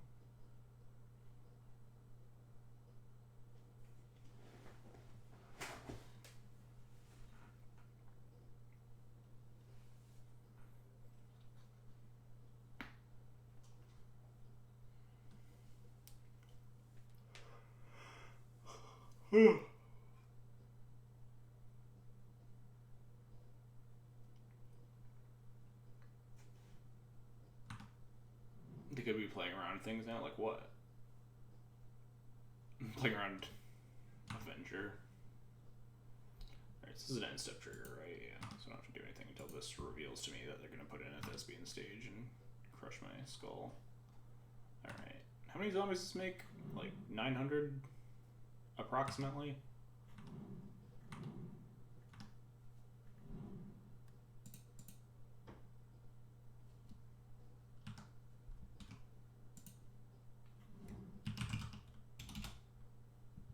It's right there at the top.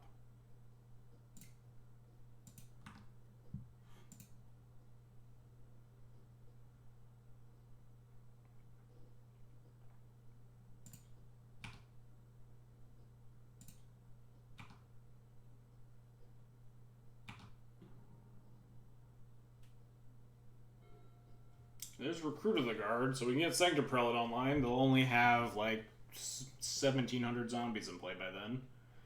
What's the Ardent Opponent's Foothills? I think it's like an online promo.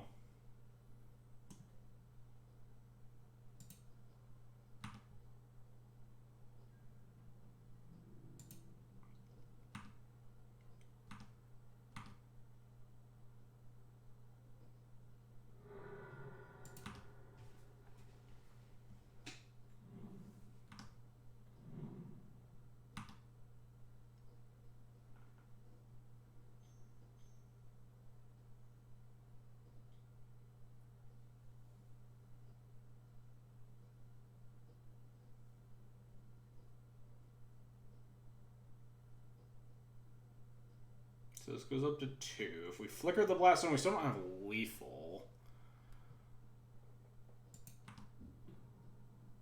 It's probably my best bet to flicker this Blast Zone, though. Actually, we could potentially flicker the Field of the Dead. No, it comes back in on end step, too. Fuck me. I could flicker it in response to the Mana Bond trigger. I can actually just let this all happen. My only way to win is if I can finagle... I guess they're just going to pop the Blast Zone and kill my Revokers, though.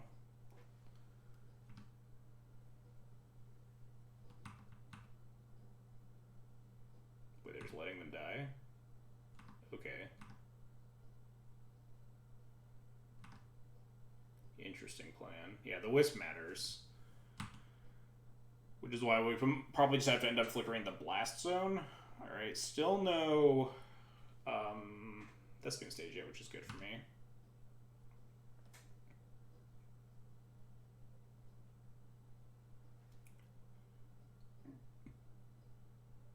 No zombie attack, so it just makes more. Yeah, but they don't get to attack, right? I thought he would want to put pressure on me. I thought they would want to put pressure on me, but I guess not.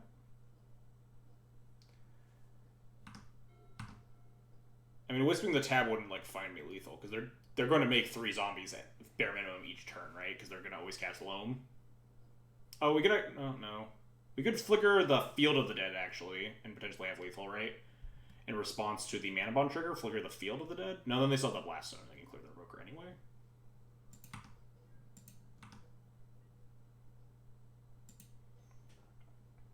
We're in main 2 here. What's happening? Gonna pop the zone. So they didn't cast the Loam yet. Wasteland, Grove Thicket. No, it doesn't win because they can instant speed. No, they can't instant speed make lands either. But they can pop the Blast Zone, which means it doesn't win. But it does mean they go to 1 and have to pop the zone at. Oh, they're playing a land right now to play around that. That makes sense.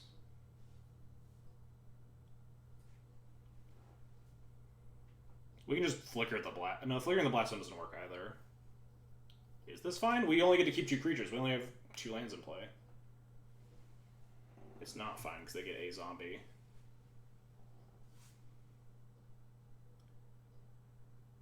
Yeah, it's not fine.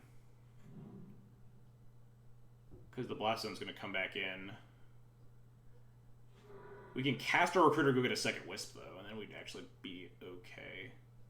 We just let all of our Evokers die here.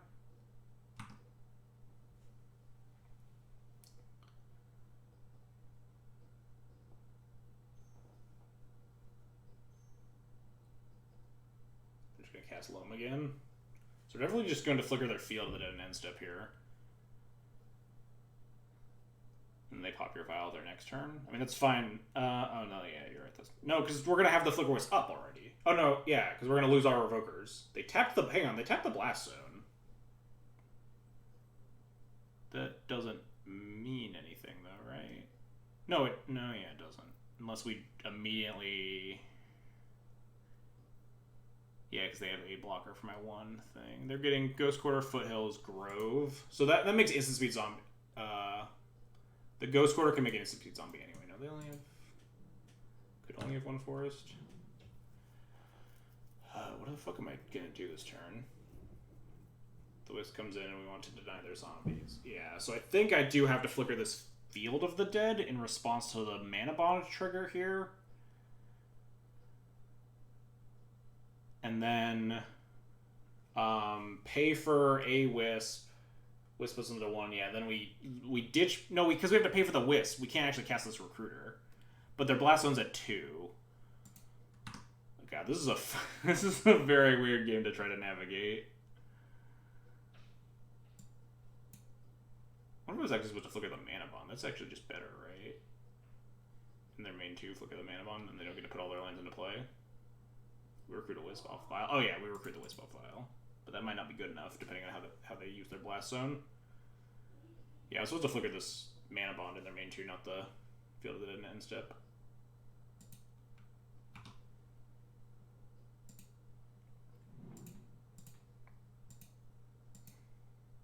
Also, at any point, they could like find a Maze of Ith or something and make my plan a lot worse. Just draw a Wisp, yeah.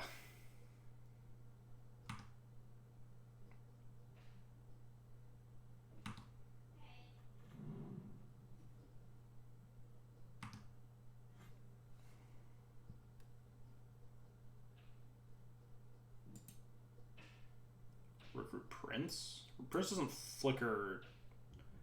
Recruit Prince, cast Prince on Wisp, Wisp Blast Zone. So, no, we could, yeah, we could, does that?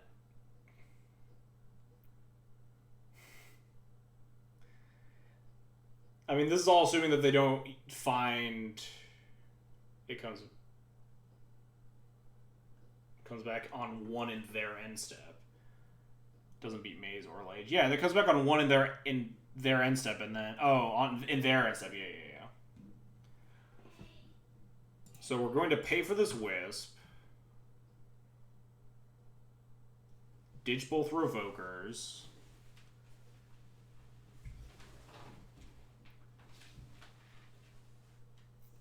I mean, they could crack the Blast Zone, loam it back, and then... Oh yeah, then they can't get it on 3, so the Wisp is lethal currently. So we pay for this Wisp. Do I need to pay for a Revoker? I think it's worth paying for a Revoker, because I don't think I'm going to cast a 2-drop here. It's free to... Yeah. So we're going to let this one die, because it's the Abandoned Hope one.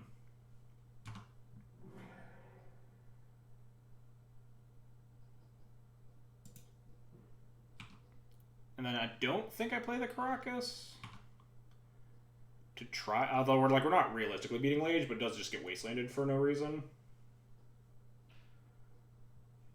So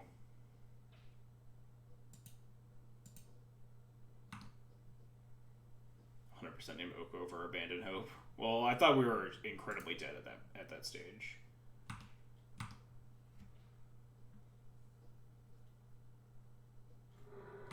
Cycling to rip crop rotation out of nowhere or something, or P-Fire. That zombie's not supposed to be on that forest photo.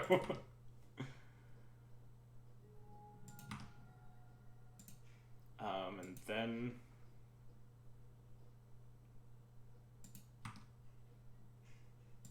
then we hope this is good enough, I guess. If they find a P-Fire, we're pretty fucked.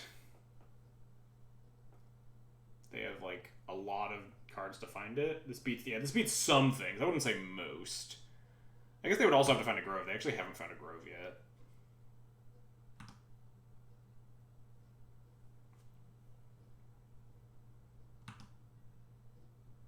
They didn't dredge? Oh, no, they did dredge. The library trigger goes on the stack before, they actually technically draw their card. Okay. That makes sense. They found another Dark Depth. That doesn't do anything. You can look at 2 extra cards at the Sylvan Library, but they can't choose either of them. But if it's Grove plus Punching Fire, they can cycle the land again and reloam and stuff.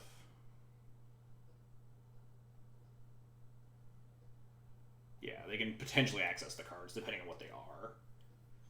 It does cut off a decent amount of outs, though. And Wasteland their own Thicket, so they get more cyclers when they Grove, or when they loam. This also could potentially find us a line where Caracas does beat a Lage blocker. I feel like there was a way they could have definitely won this game better than they're doing right now.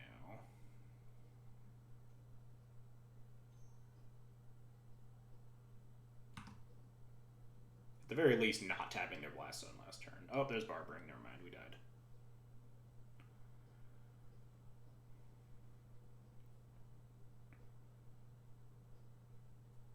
They're at 1, so we could try to finagle some lethal.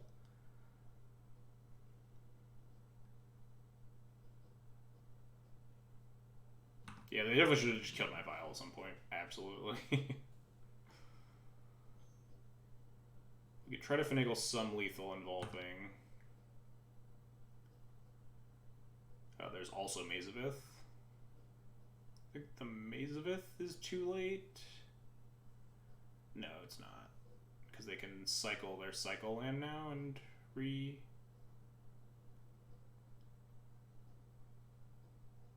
don't know what's happening. I'm going to just let my opponent go off. Yeah, they just have 2 loams. Sure. We don't have a second Wisp here. I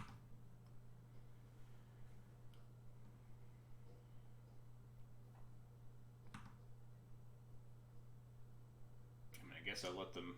Do they have red? I mean, they're about to spew their whole hand into play. I imagine so, but let's find out. It's a possibility they don't. They have a Thespian Stage, and a Maze of Ith, and a Glacial Chasm. And another Blast Zone that they can pop to kill my Vial on 3.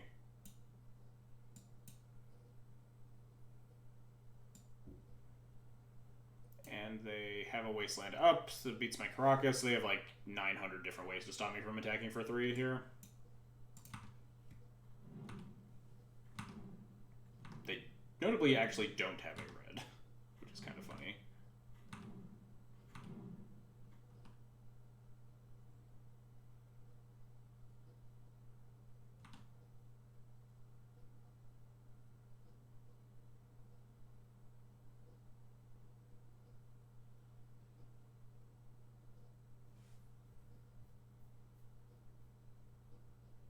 I guess Recruit Wisp, yeah, I don't think it's really gonna matter. Not an expert, but if I had to guess, I think we're dead.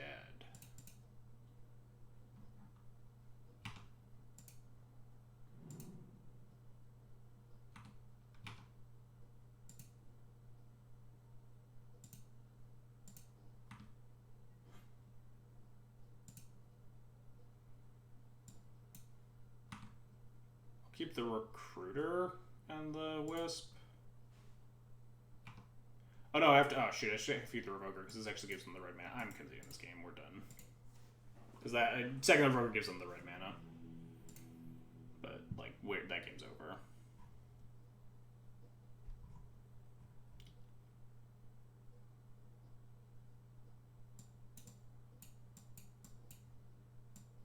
Move on to sideboarding for my own sanity and exhaustion's sake.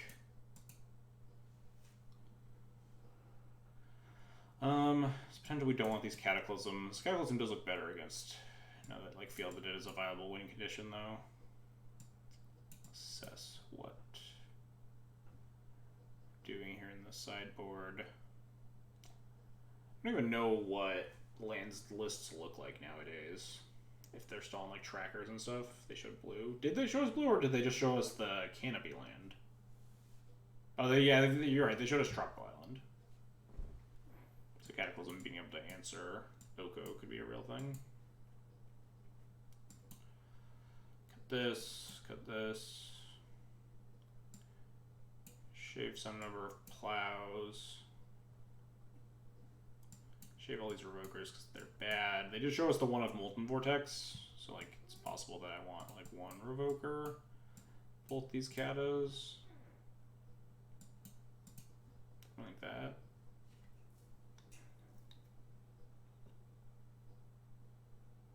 GTA might be better than Skull against Field. Yeah, both cards are pretty bad. You mostly just want to leave in 4 2 and 4 just to sort of fire nice.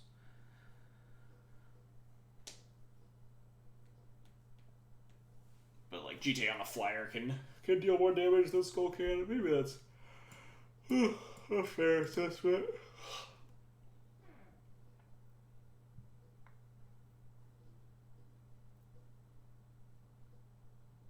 I might keep Crusader. Crusader seems like pretty miserable. If they have Okos though, which the blue splash means that they definitely have Okos, then that's probably fine. Yeah, something like this. Might even want like 5 removal spells and cut more moms, or like bring in more Evokers or something. We saw like half their deck and never saw P-Fire, but like, have to imagine they're probably still in there. We'll just submit like this though. Classic list, Strangle, classic legacy list specified in the title. Alright, well, this hand's good. We got Prelate, if we can cast it at some point. Not keeping this.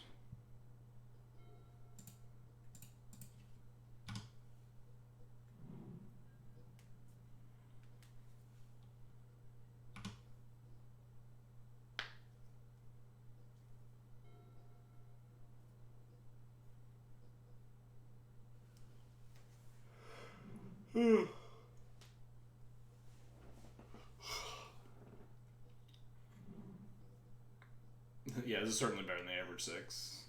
Yeah, sure, alright. Running it back with the Turn 1 Sylvan Library play, I guess. I'm not gonna wasteland that.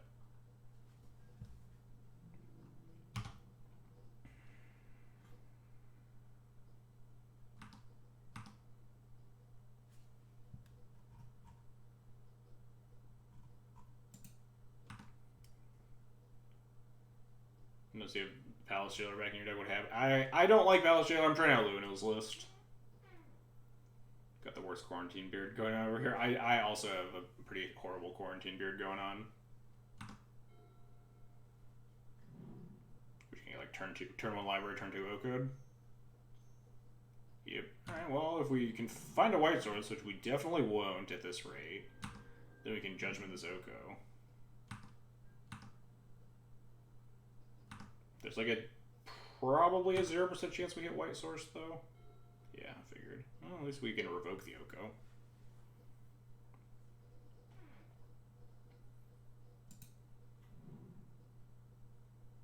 I think I'm going to tap 2 wastelands, hold this plow, rather than potentially holding up a wasteland. Oko, Thief of Crowns. Like I said, I'm not sure if Oko lands even like needs trackers anymore. So it might be worth it to like shave down very heavily on removal spells. But I haven't seen lands in a very long time, so I don't know.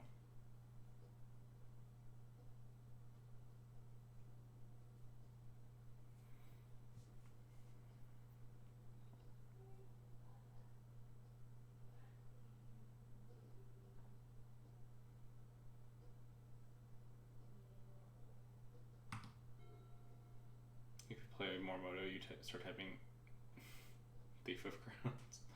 Or F of Crowns, because it's faster than typing Oko, because you get the other one. There is the Loam for 1 foothills. God, I hope we draw a white source.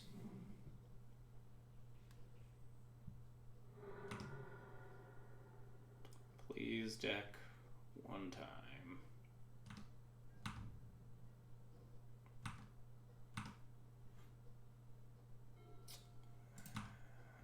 Start attacking this Oko, I think. Don't think I can really rely on it. My Revoker sticking in play this whole game.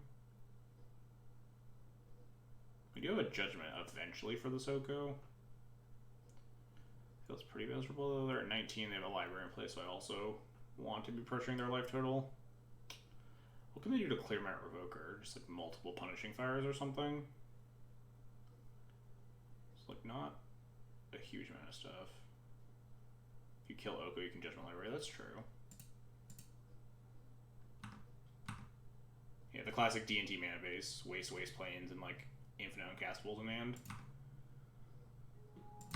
Although judgmenting Sylvan Library on turn 6 is not a thrilling proposition. I think I'm supposed to recruit something. Most of the stuff I want to recruit for is in my hand. So what do I even get here?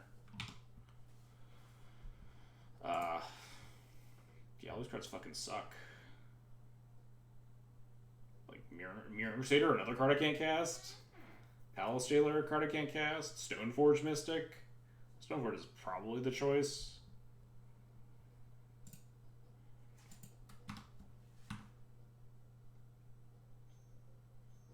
P-Fire on tap, P-Fire? No, just cracking food, sure.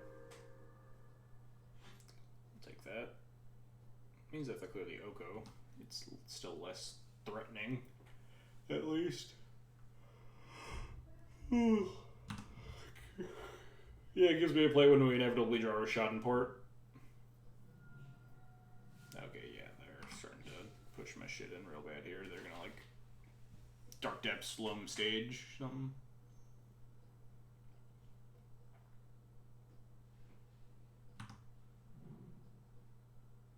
Then I just put the drop. That's pretty bad for me. We could potentially judgment that. It's Christ. Kidding me with these mana bonds?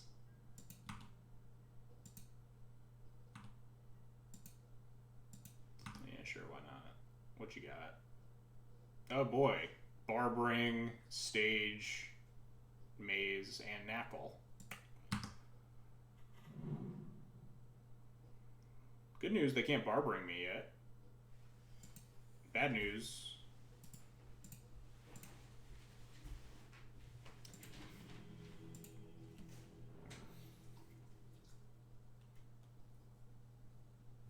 Right click, yeah. Pretty much. That's been my day today. I don't know. How's everybody in chat doing? It's been my day for the past month of playing Magic. I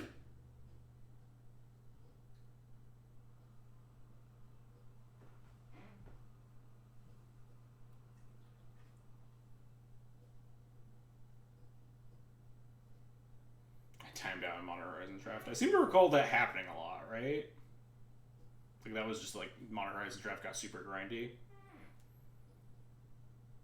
Hard to splice onto a replicate. Oh god. That seems like your own fault at that point. Why would you do that? It's your own fault. Oh yeah, see, it is your own fault. But not for the reasons that I was alluding to. I'll keep this.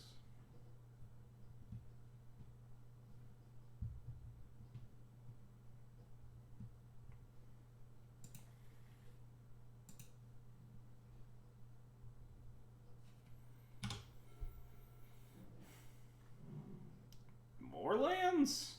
No. Oh, God.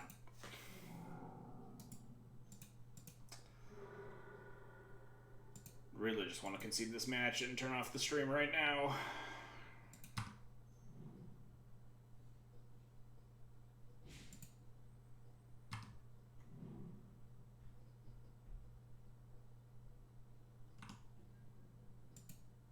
Not dead yet. Don't have a wasteland.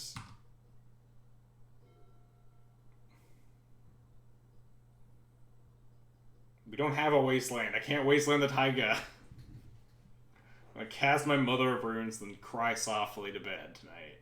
Play Port? That seems much worse than just playing the Mom, right? Are you trying to not reveal the information that we're, like, death attacks? Because the Port really kind of gives them the benefit of the doubt that we're not playing Wastelands. Like, Rashad Port is, or we're not playing Forces. Like, Rashad Port's gonna tell them we're Goblins or Death attacks anyway. Like, the Port doesn't tell them anything. I wouldn't concede here. There's a chance they don't have mana and we can get this Thalia into play or something. I'm playing my Mother of Runes and then die next turn. Belcher in the O3 bracket. I know people like joke about that, but I don't know how many people don't understand that if that's how leagues work. They don't work like that.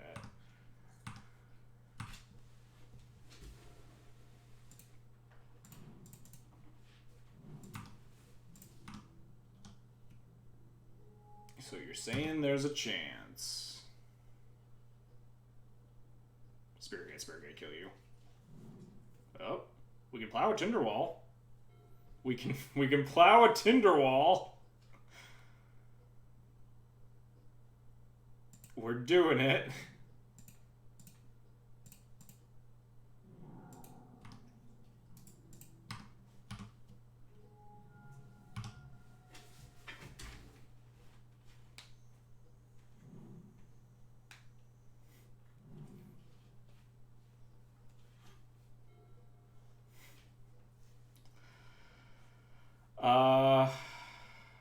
If I can just port this turn because then we could draw recruit. We have 5 mana, so we can recruit for Revoker anyway. So yeah, we just port regardless.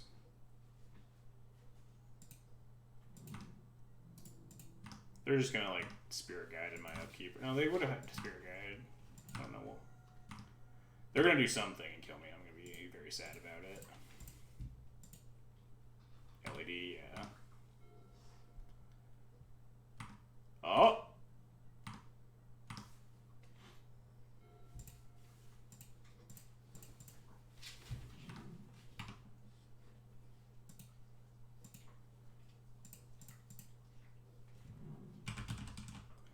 Yes!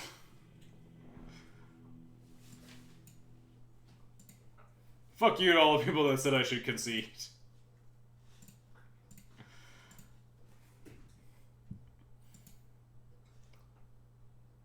Now right-click concede match. Hey, we could play Deafening Silence on turn 1 in game 3. I said I wanted to. I didn't say I would.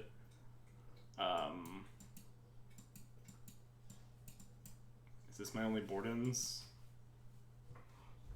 Isn't that more fun than Oko? Yeah, I mean, yes, because it ended a lot quicker. Surgical account we have to, because we have to board these plows. Oh yeah, Leona Reliquary, yeah, that's a fair one. I don't think any of this other stuff really matters. Don't think we're boarding in Kata for goblins. Bringing Council Judgment. What are we cutting at that point? Gita doesn't matter. I guess that's kind of fair. Do we just want Judgment for more cases like the game we just played?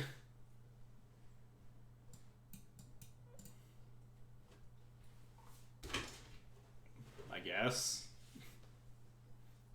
Judgment is maybe better than Gita. Right here. When are you tutoring Gita? Yeah, I mean, they're like world. There's I could make up scenarios that the GTA is relevant. But I could also make up scenarios where the Council Judgment is relevant, like the game we just played, obviously, so.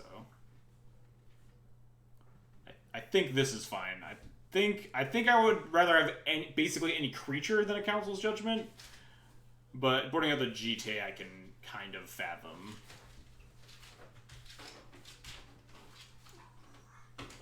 Lily, are you okay? Lily's just going apeshit on her own foot over there.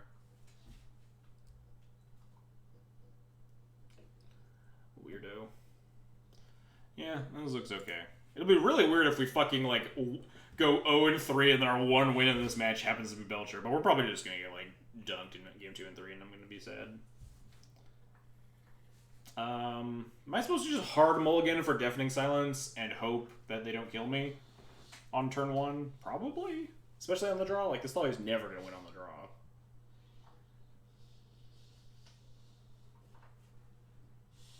This hand doesn't even have, like, a Stoneforge to, like, beat some shitty number of goblins. Yeah, I think you easily mulligan down to, like, 5 or 4 here. Yeah, this also doesn't do anything. This one has a turn 1 Needle and a turn 2 Thalia. Turn 1 Needle to potentially hit a naked Belcher, and then a Thalia. Would I go to 4 here? I don't think so, right? Because any game that I'm untapping, yeah, that's what I'm going to get at. Any game where I don't die here is a game where, like, I'm not... The Deafening Silence isn't going to be relevant. Do they keep 7? Yes, they kept 7. So we're probably just fucked. But I think this is a fine 5. And hope that they have a hand like they did in game 1. We'll put back... We could get echoed. Yeah, I mean, there's not a lot we can do about that either. Besides, like, find the 1 of Surgical or something. So let's put back the Pork, because it literally doesn't matter. And then the Caracas, I guess, because that's not important. We don't want to, like, draw a second Caracas. I'm trying to cast our stuff.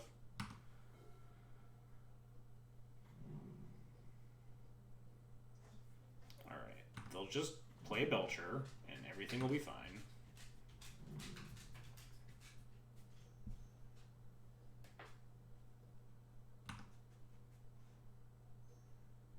Yeah, having the natural Taiga both games, so lucky.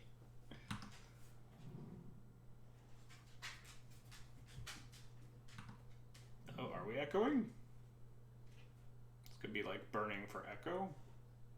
Oh, you wouldn't just like burning for goblins at that point? Oh, gamble, okay. They're gonna gamble for echo here, I imagine. Yep. Wait, what? Why did they keep the other diamond in? Oh, they had echo in hand and then gambled for another diamond then?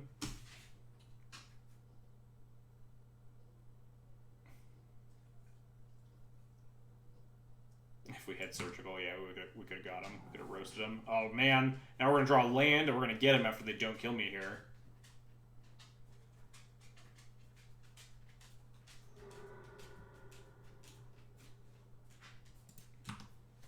Turn 1 deafening. Yeah, exactly. Turn 1 deafening slots. Guaranteed. They only have 9,000 mana. Oh, yeah, they're just going to Tetris me. Alright, cool.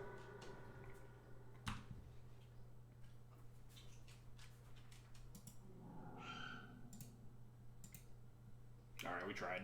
Now we will hard mulligan to Deafening Silence. Probably down to, like, 3.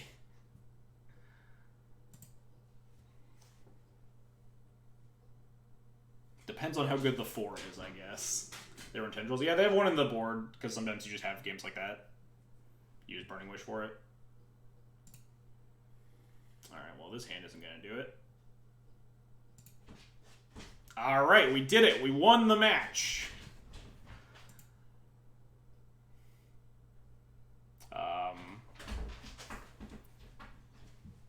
going to put this other mom to the bottom, I guess. I think I want the sword to kill them. Can they kill a Deafening Silence? They can, like, wish for, like, destroy all enchantments or something. Lily, quit it. Land, Spirit Guide, Belcher, following turn, LED me.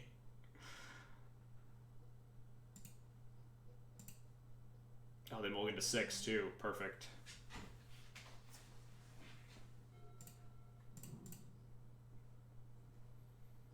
Concede.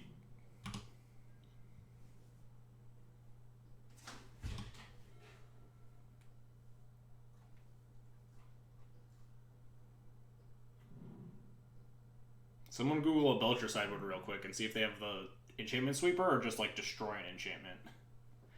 It's important.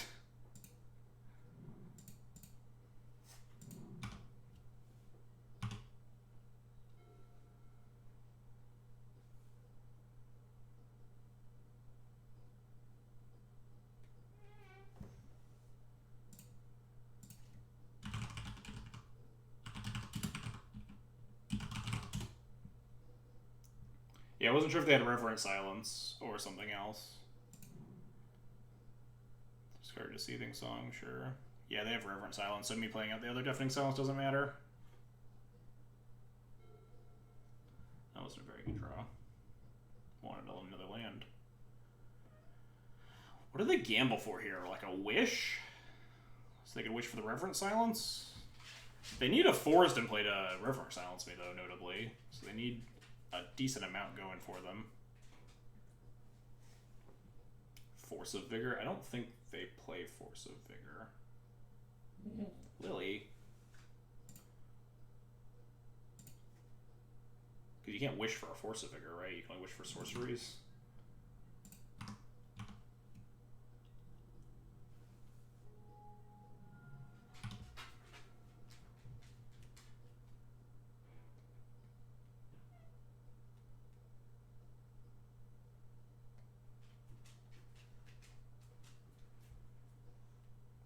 What they gambled for?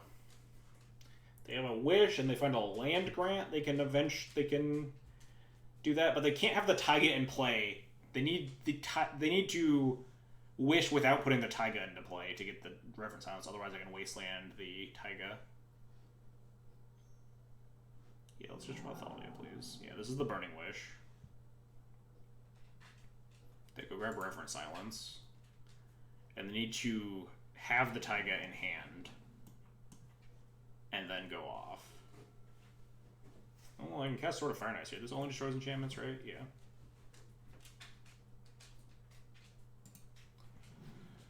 So, when they play the Taiga, the first thing they'll cast is Reverent Silence, so there's no point that, like, wastelanding them opens up a window. Or, like, I have a window to wasteland them, because they can only cast the one spell per turn anyway. So having, like, with this wasteland up doesn't matter. So I just play with the sword here.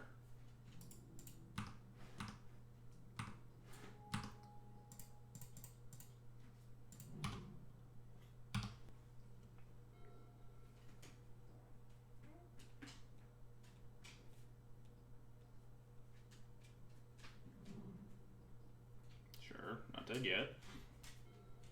Revoker's pretty good. Revoker this Chrome Mox, I guess. Although I'd really want to equip this sword.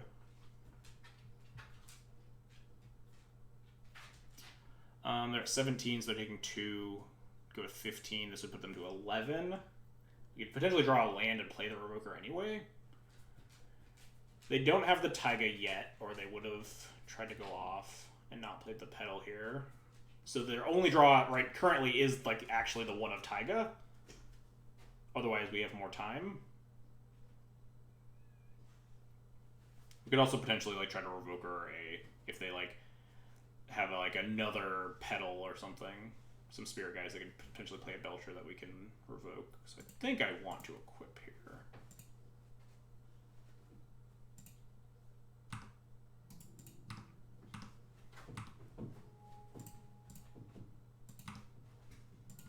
Oh, we drew the land anyway. Cool.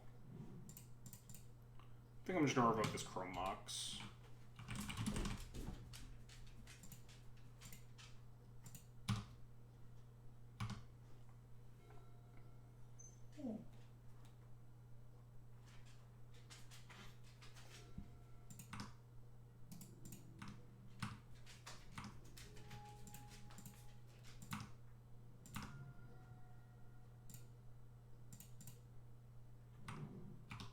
Still didn't find anything. Yeah, sure. You never know.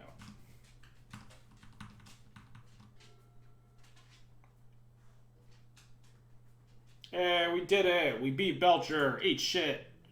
Yes! Alright, let me let Lily out for a second. She's getting grumpy, and then we'll play our last match here.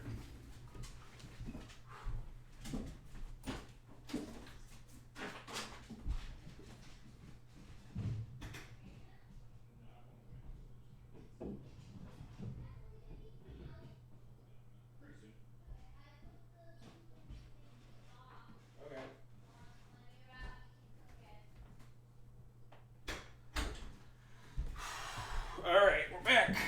Last round of Magic. We beat Belcher and lost everything else today, but we beat Belcher, so it's okay. That's what matters.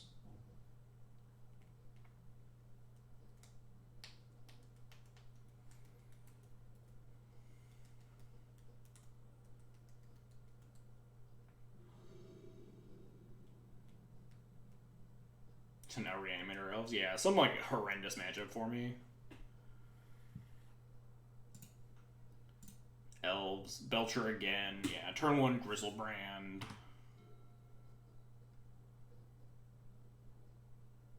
I hope this is Eldrazi and not Hogak. I mean, this hand can't beat Eldrazi either. What? Oh, this is just Maverick? Deal. Alright. This hand also can't be Maverick because we have a bunch of shitty anti-spell tools, but you know. Definitely the least scary outcome of when your opponent casts a turn 1 once upon a time. File. I'll take it. I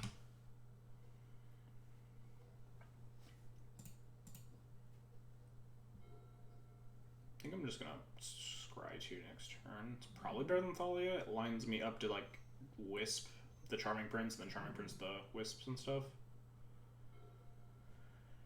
GTA is a nice one. But yeah, I think I'm going to scry 2. Find an answer for this knight as well.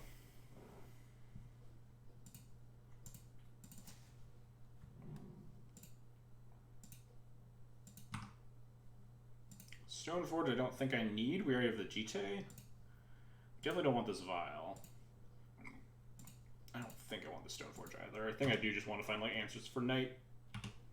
Next turn we can Wisp our Prince, and then Prince the Wisp, and then doesn't quite get rid of the knight yet, but you know. Oh, this is very scary. A lot of spooky knight activations here. About a jillion mana.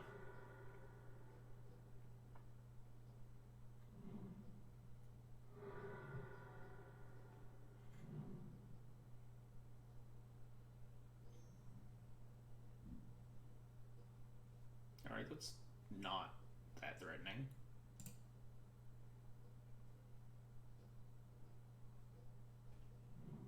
Oof, that's pretty threatening.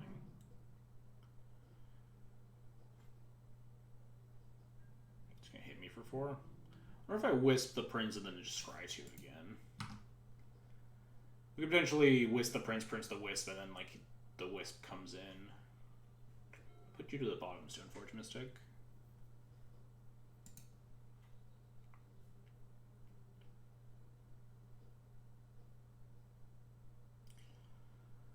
If we would have to Wisp the Prince, Prince the Wisp, end step, hit the Oof, and then also draw a 4th land in order to connect with a Jite once, and that wouldn't deal with the Knight. It could deal with, like, these random Piddlers. Alternatively, we could Prince the Wisp and scry 2 to try to find, like, a plow for this Knight of the Reliquary. Because it's kind of the only thing my opponent's going for them currently.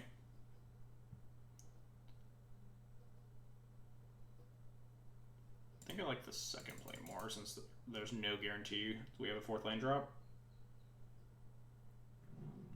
Probably just gonna, like, plow this Prince or something. It'll be sad.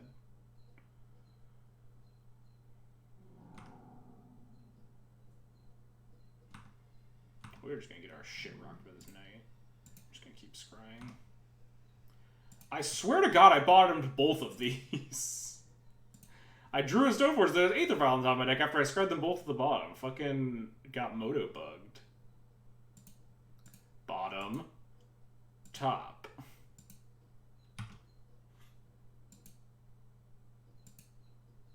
Yeah, we do have multiples of each, but it's just wild that those are the exact 2 cards I scryed to the bottom that were on the top of my deck again. Mother of Runes is scary.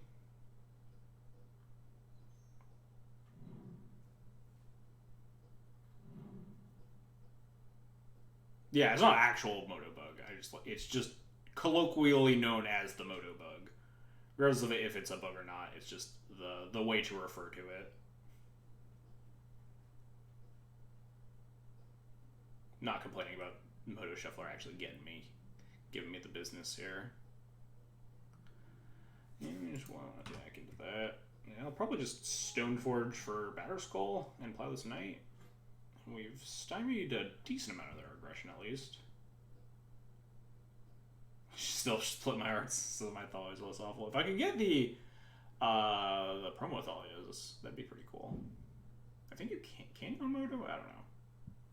So plow the Knight, play Stoneforge, get Batterskull, take some beats, but they only have 1 card left in hand, so we're getting back to a board state that I'm comfortable with. As long as they don't have like a fucking Sajiri step in their deck. They're not about to like Script Branch or Sajiri step me.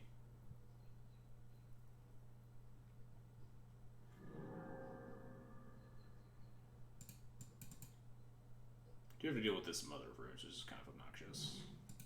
But we could potentially get like Flyer plus GT online at some point. Although we have to deal with the Oof for that, so maybe these are all pipe dreams.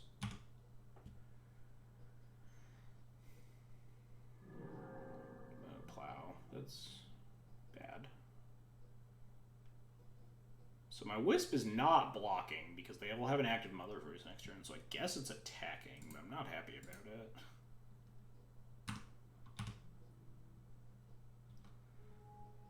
I wouldn't specifically like play promo and taxes, but it'd be cool to rep the sparkly new Thalias.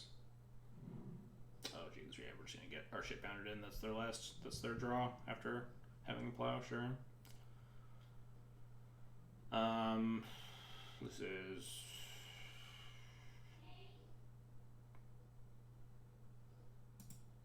that's what this is.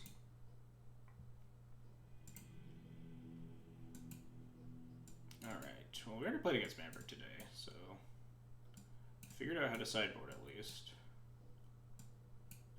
If I can be bothered to remember how I did it. Although we might not cut the Mom this time, because we didn't see any black, did we? I don't think so.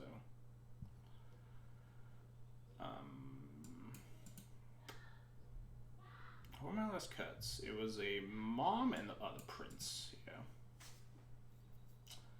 If they're not on black, the Mom's got a lot better. Could potentially shave a Revoker. Revoker's not the most exciting answer to like equipment fights. It is pretty important. But potentially with like Council's Judgments and Relic Order and Pithing Needle and stuff coming in, we may not need 3. So maybe something like this is okay. We could also potentially not boarding this Gideon. But maybe on the draw we'll flip flop. Because on the play you can afford to be a little bit more aggressive. You know what? Sure. Why not? This is sometimes actually a good hand. against Maverick. They're gonna like actually be on the Black Splash and just gonna dunk me. I'll screenshot when I'm getting Plague Engineered.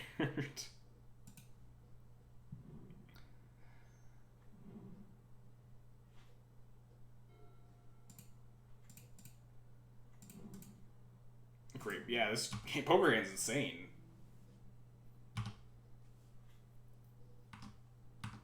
Nice mom you got there, opponent. It's like 4 Delvers can't lose. Yeah, I think I'm supposed to just Council Judgment their GT. They're just gonna like punk me with Gaia's Cradle next turn. We could also just needle this GT now.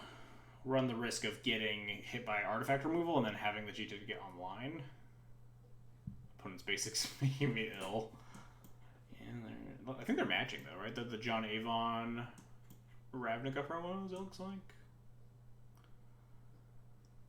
I don't think I actually want to needle this GT. I think I would rather Council. Maybe I'm not. Council Judgment. Or Mom GT like they aren't about to Gaia's Cradle. Yeah, they're 100% have Gaia's Cradle in this hand, and it's the worst. I'm definitely just gonna like play this Mom and not play this Needle. Because if I play this Needle and they like land 3 and shatter my Needle with some sort of effect, then they'll have the 4th land lined up next turn. I want them to put in the GT. Although I guess next turn they'll just hold up the Stone Protectivation, right? We would eventually cast the Needle at that point. I don't think we need to cast it here. I guess we probably... No, I am going to. Don't think there's a good world where we don't get punked by this. GT, Umez, what is GT?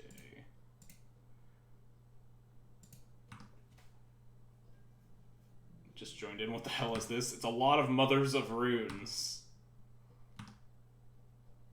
We kept 4 Mom, 3 land against Maverick.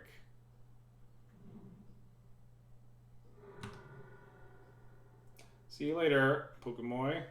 Yeah, well, we're trying our best here. Yeah, here's the Knight of Autumn. This is what I was concerned about. We could Judgment the Mother of Runes, potentially. Or we could just take a GT hit on the chin. They kill 2 Moms, and we Judgment the GT. I think that feels better. Oh, never mind. Eat shit, GT.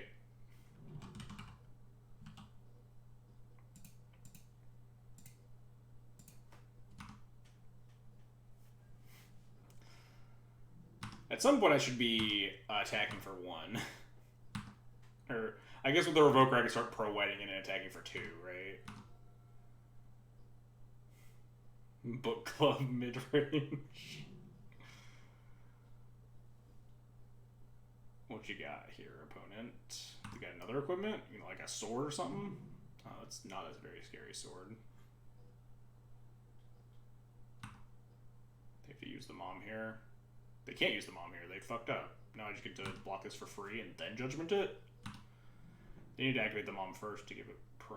Oh no, they can't pro through the Rogue regardless. So maybe I don't even need to Judgment this.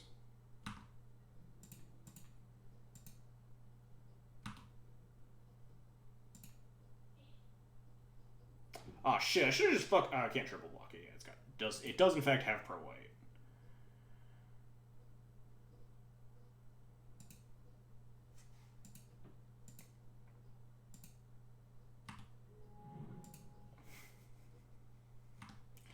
Yeah, I don't even think I need to Judgment this Light and Shadow. We have a Plow, which we could potentially induce at some point, maybe. I think I'm just going to say go and just sit here at parity. I think my board stays pretty favored.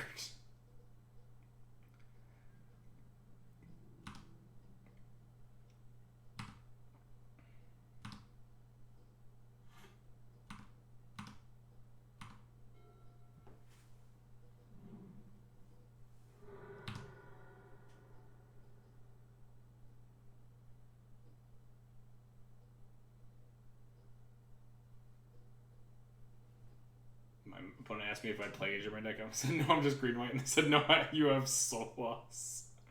Not quite how that works. Oh, they're gonna get... I was thinking about if they got the big guy here, but that's fine. We'll take some points on the chin here and then just judgment.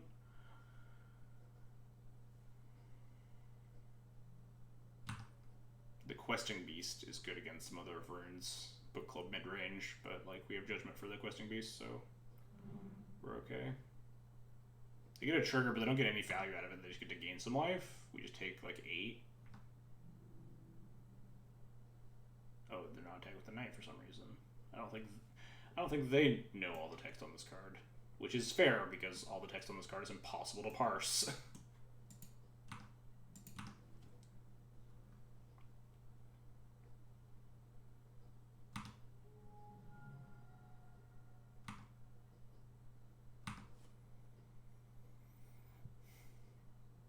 Crusader's nice. Crusader can't block Questing Beast.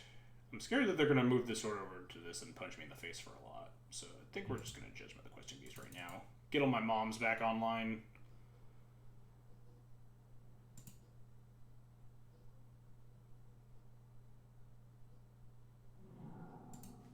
Start punching with a Mirren Crusader. Just pro-white it every turn. Got moms to spare. Library, it's kind of scary.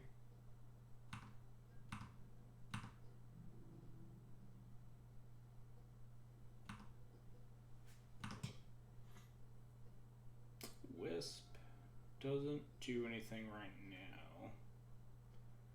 Could at some point. We might be able to actually like wisp the mom and plow it with more mana. So I think Crusaders here. It also is just a clock because it has flying.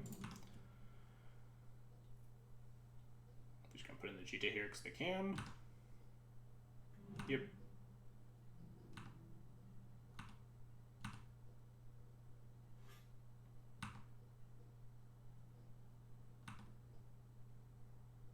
Hold those for yeah.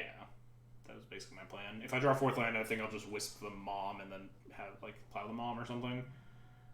There's a chance I just put this wisp in to pressure my opponent more though. More moms ain't gonna cut it. Oh, that's kind of spooky. Might want... I don't know what it finds, but I'm always just innately scared of Knight of the Reliquary. Well, that doesn't do it for me. There are 6 moms on the battlefield, yes. So pro-white the Crusader, punch them to 9. Puts them... not in range of dying, but if we cast a Wisp, it doesn't do nothing either, though. It's probably... just wondering if I want to cast this Wisp or not. I think I do. I think I just want to clock them as fast as I can.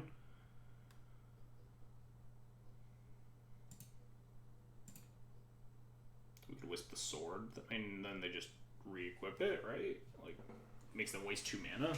They're dead next turn. Are they? We have to... I guess all their creatures are white, so we actually could deal them 9, right? With Wisp, Crusader, and Revoker. Wisp, Revoker, name Knight. No, there's a GT in play. I guess technically we have the GT on lockdown via the boards. No, we don't, because they have... yeah, via the board state we actually do have the GT on lockdown because we have a colorless blocker.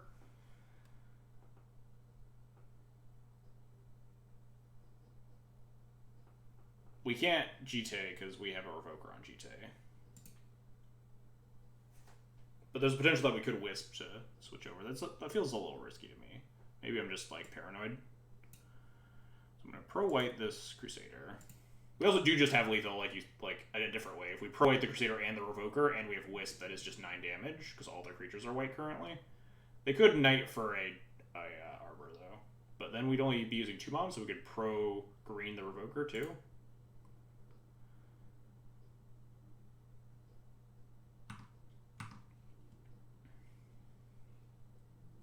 But we can't get the GT active unless we draw another land anyway, right? We would need to Wisp our Revoker and then next turn draw the land to get our GT online. I think I just want to set up lethal, right? They have 2 cards in hand. We can use... we want them to not have a knight. We can't make them not have a knight. Right? Oh, we can name the knight. Do they play Maze? I guess they could have Maze. We haven't seen it. Hey, Layward, thanks for the follow. Appreciate it. Also, oh, I missed Juice Brainer. Thanks for the follow 1 hour ago. Whoops. Should have a maze with questing beasts. It's a combo. I guess in that case, we do have the GTA on lockdown because they don't have any flyers. And T1 Chalice, thanks for the follow. So, yeah, I could buy that argument, actually. The night getting, like, maze is something I don't want to deal with. I don't die to a maze, but it's, like, super annoying to deal with. They could equip the GTA to something else and attack with multiple creatures and get a sword trigger, but, like, that's fine. We're still beating them. Yeah, I do think, actually, I agree. It's like, it feels risky, but it's probably just me being paranoid.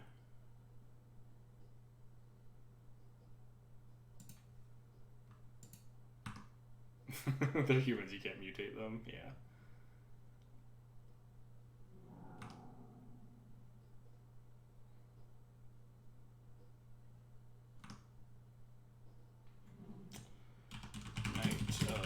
Reliquary.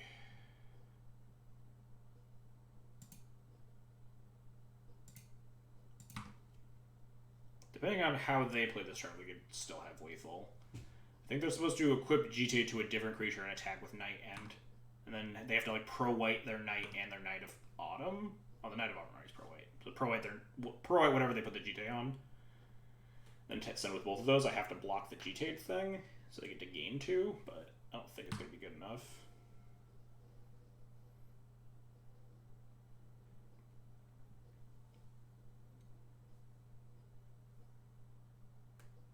And if we draw a land, we do just kill them with our GTA the following turn regardless, because the Crusader punches for a lot. Yeah. This is what I figured. If they fuck up and don't pro-white the night before blockers, then they don't get any damage in. Oh, they fucked up. Alright, cool. Go to blocks. Block there. Here's like gang block and kill this knight, but I don't want to activate that many Mothers of Ruins. Don't want to risk it.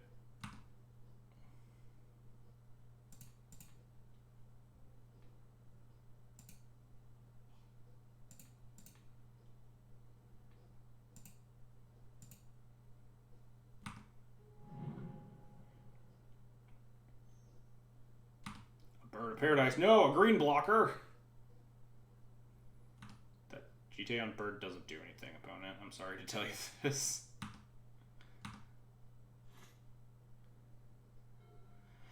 So do we have lethal? I don't think we do. They're tapped out, right? So if we pro-white the Crusader, pro-green the Wisp, we still don't have lethal because the bird can chump the Revoker. Wait, pro-white, pro-green, pro-white, and green. No, we do have lethal. Because we have all 4 moms. They're completely tapped out. They can't cast a plow or anything. We pro-green the Revoker, pro-white the Revoker, pro-white the Crusader, pro-green the Wisp, and we attack for exactly 9.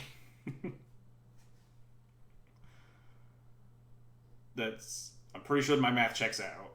This is 4, 5, 6, 7, 8, 9. They have no mana. I'm just like quadruple checking that I'm not like fucking something up. All right, yeah, I found the line. Just have to make sure I pro-green the Revoker first.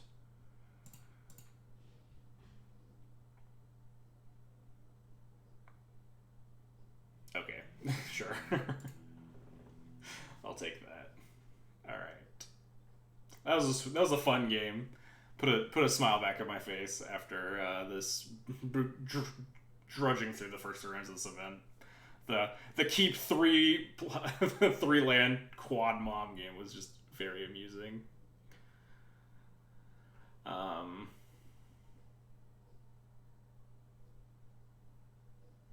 So we could potentially board back in the like the other Revoker or something and cut the Gideon. The straight green white? Yeah, they look like straight green white from what we've seen in games 1 and 2.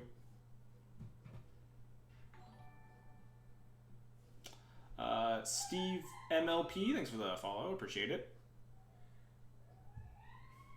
Yeah, imagine not splashing a color in Maverick in 2020.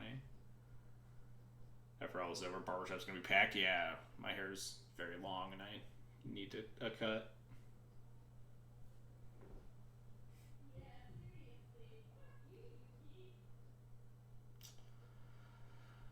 So we could bring back the Roker, cut the Gideon, because Gideon was also worse against the straight green-white versions. I think I like that.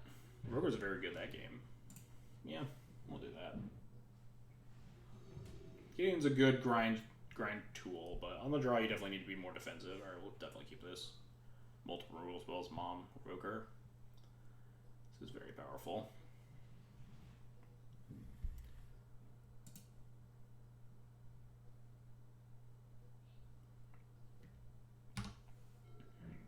Cast a Mom unless they cast a Mom.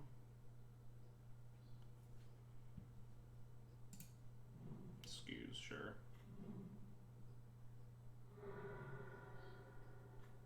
And they just cast a Dork here. We'll just play our Mom. It's a nice pickup. They can like scoos into a removal spell here. If they don't have removal, we do just get to get them. Okay, they have Stoneforge. That's a little spooky. If they don't have Plow, they refer to my mother from so. Oh wow. Oh, these are all kind of threatening magic cards. Like not immensely so. We could Plow the Hex Drinker and just needle the Light and Shadow.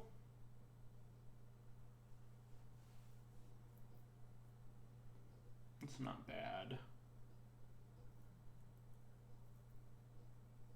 I'm a little bit concerned that they have the GTA in hand, because they like snap grab the Light and Shadow, but maybe it's because A, they might have not had an answer in Mother of Rooms, so the GTA's better, or the Sword's better at getting through the Mom, and B, we can already beat the GTA if they do have it. What's up, Dukes?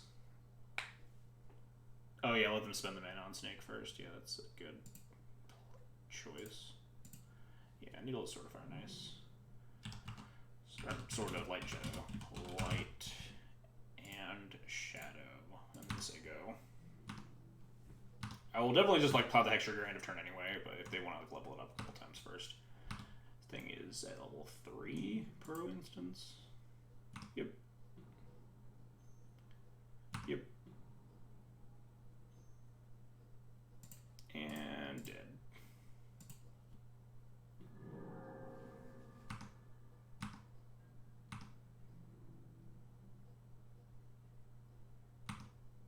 Now what do I want to do?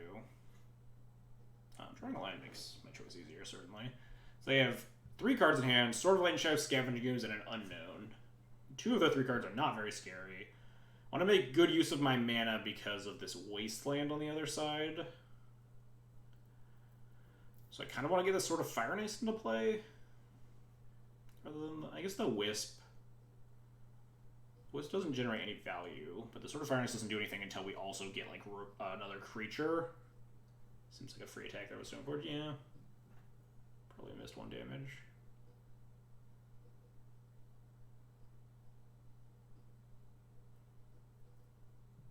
It's not dead. It's having a great time with agriculture.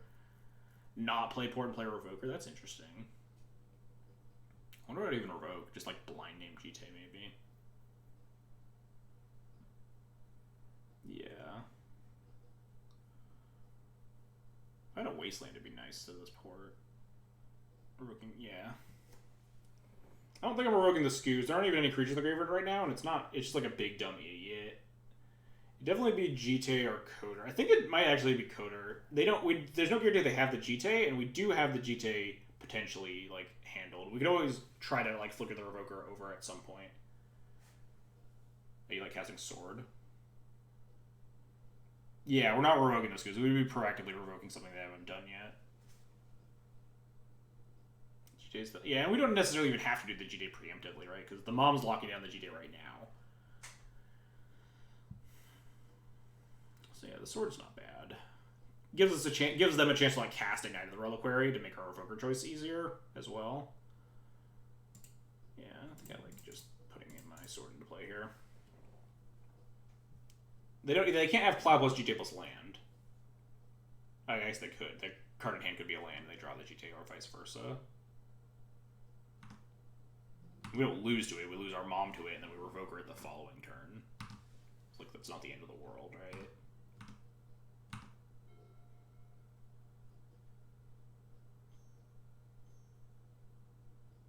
Oh, well. We got a path for that, so that's fine. They also tap their Wasteland. We could get our Wisp in play if we wanted to now.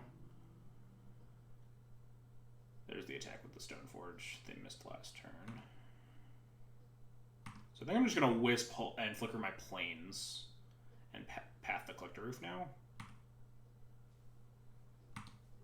Yeah, we don't know one card in their hand still, so the block is so risky. It was just a forest, but obviously they wait till post-combat for the bluff.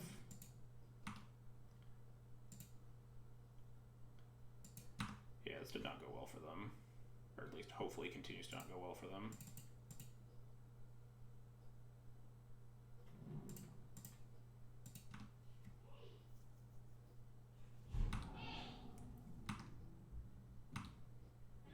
We get our Plains back. They have one unknown. There are no creatures in the yard, so 2 unknowns. 1 unknown again.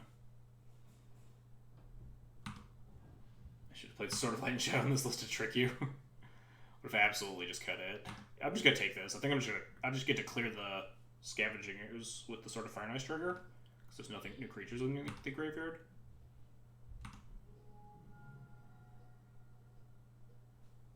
Would have considered Path to Exile their equipment attack. That seems extremely dangerous. They were like going shields down and attacking with our mom into like just like double block with like a 2/2 and a 3/4 and a 1/3 1/2.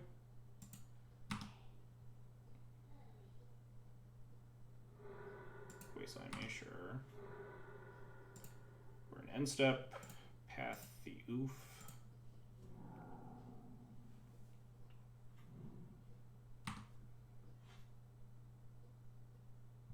Druid land, which is nice.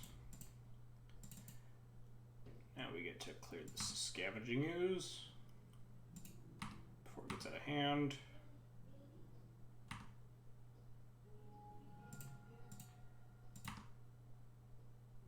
Oh, that's a nice draw.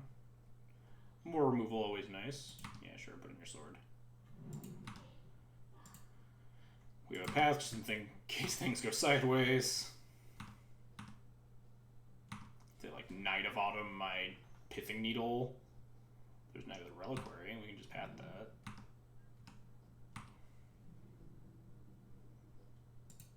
Yeah, still not worth blocking. We're at 15. They're dying way faster.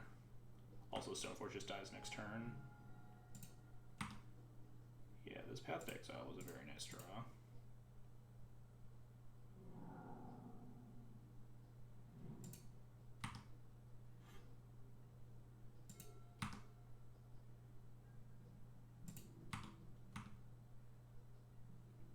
Yeah, I think I'm just gonna kill the Noble. I don't think the Stoneforge really matters. I'm just gonna Stoneforge for GT and then Revoker sort of Fire and Ice. I don't think any of my choices matter. I think they're pretty dead. The Roger sort of Light and Shadow again.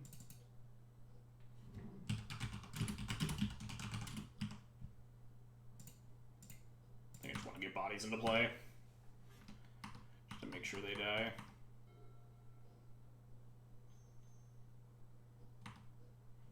Sure, GT doesn't do anything here. They could get a Batter Skull, but like they're super dead. So for support, yeah, sure. Okay, they grab GT. Now they're like super ultra mega dead.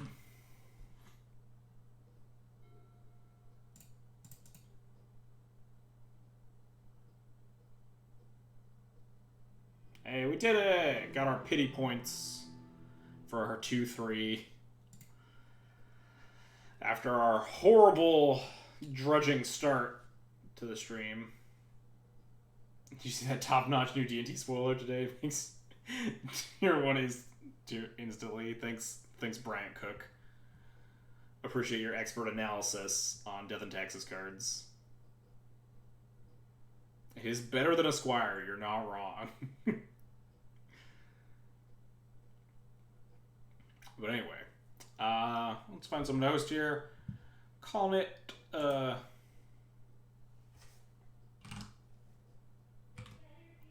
worse than a Russian Cleric. Yeah, somewhere around that line.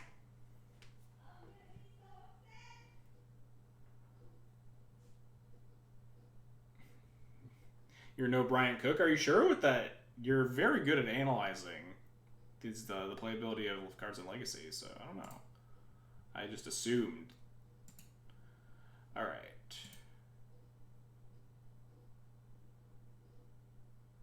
Anyway. That's going to be the end of our stream. We're going to go host my good friend Elaine Ori Tart, who is playing Arena right now. But, you know, gotta go give her some love. She has just started streaming like this past week or so. /host Ori Tart. Go say hi. Tell her that blue decks suck or something. Yeah, you jumped in just for the end of the stream. We just finished our horrible League of Magic. But anyway, thanks everybody for watching. Hope you had a good time. If you like the content that I make here, go ahead and follow, subscribe, or donate if you want to support the channel further. We stream a shit ton of Legacy, and that's about it here. A lot of bad white decks, kind of the channel brand. But anyway, have a good weekend. Hope everyone stays safe, stay indoors, all that jazz. And I'll catch you guys all next week.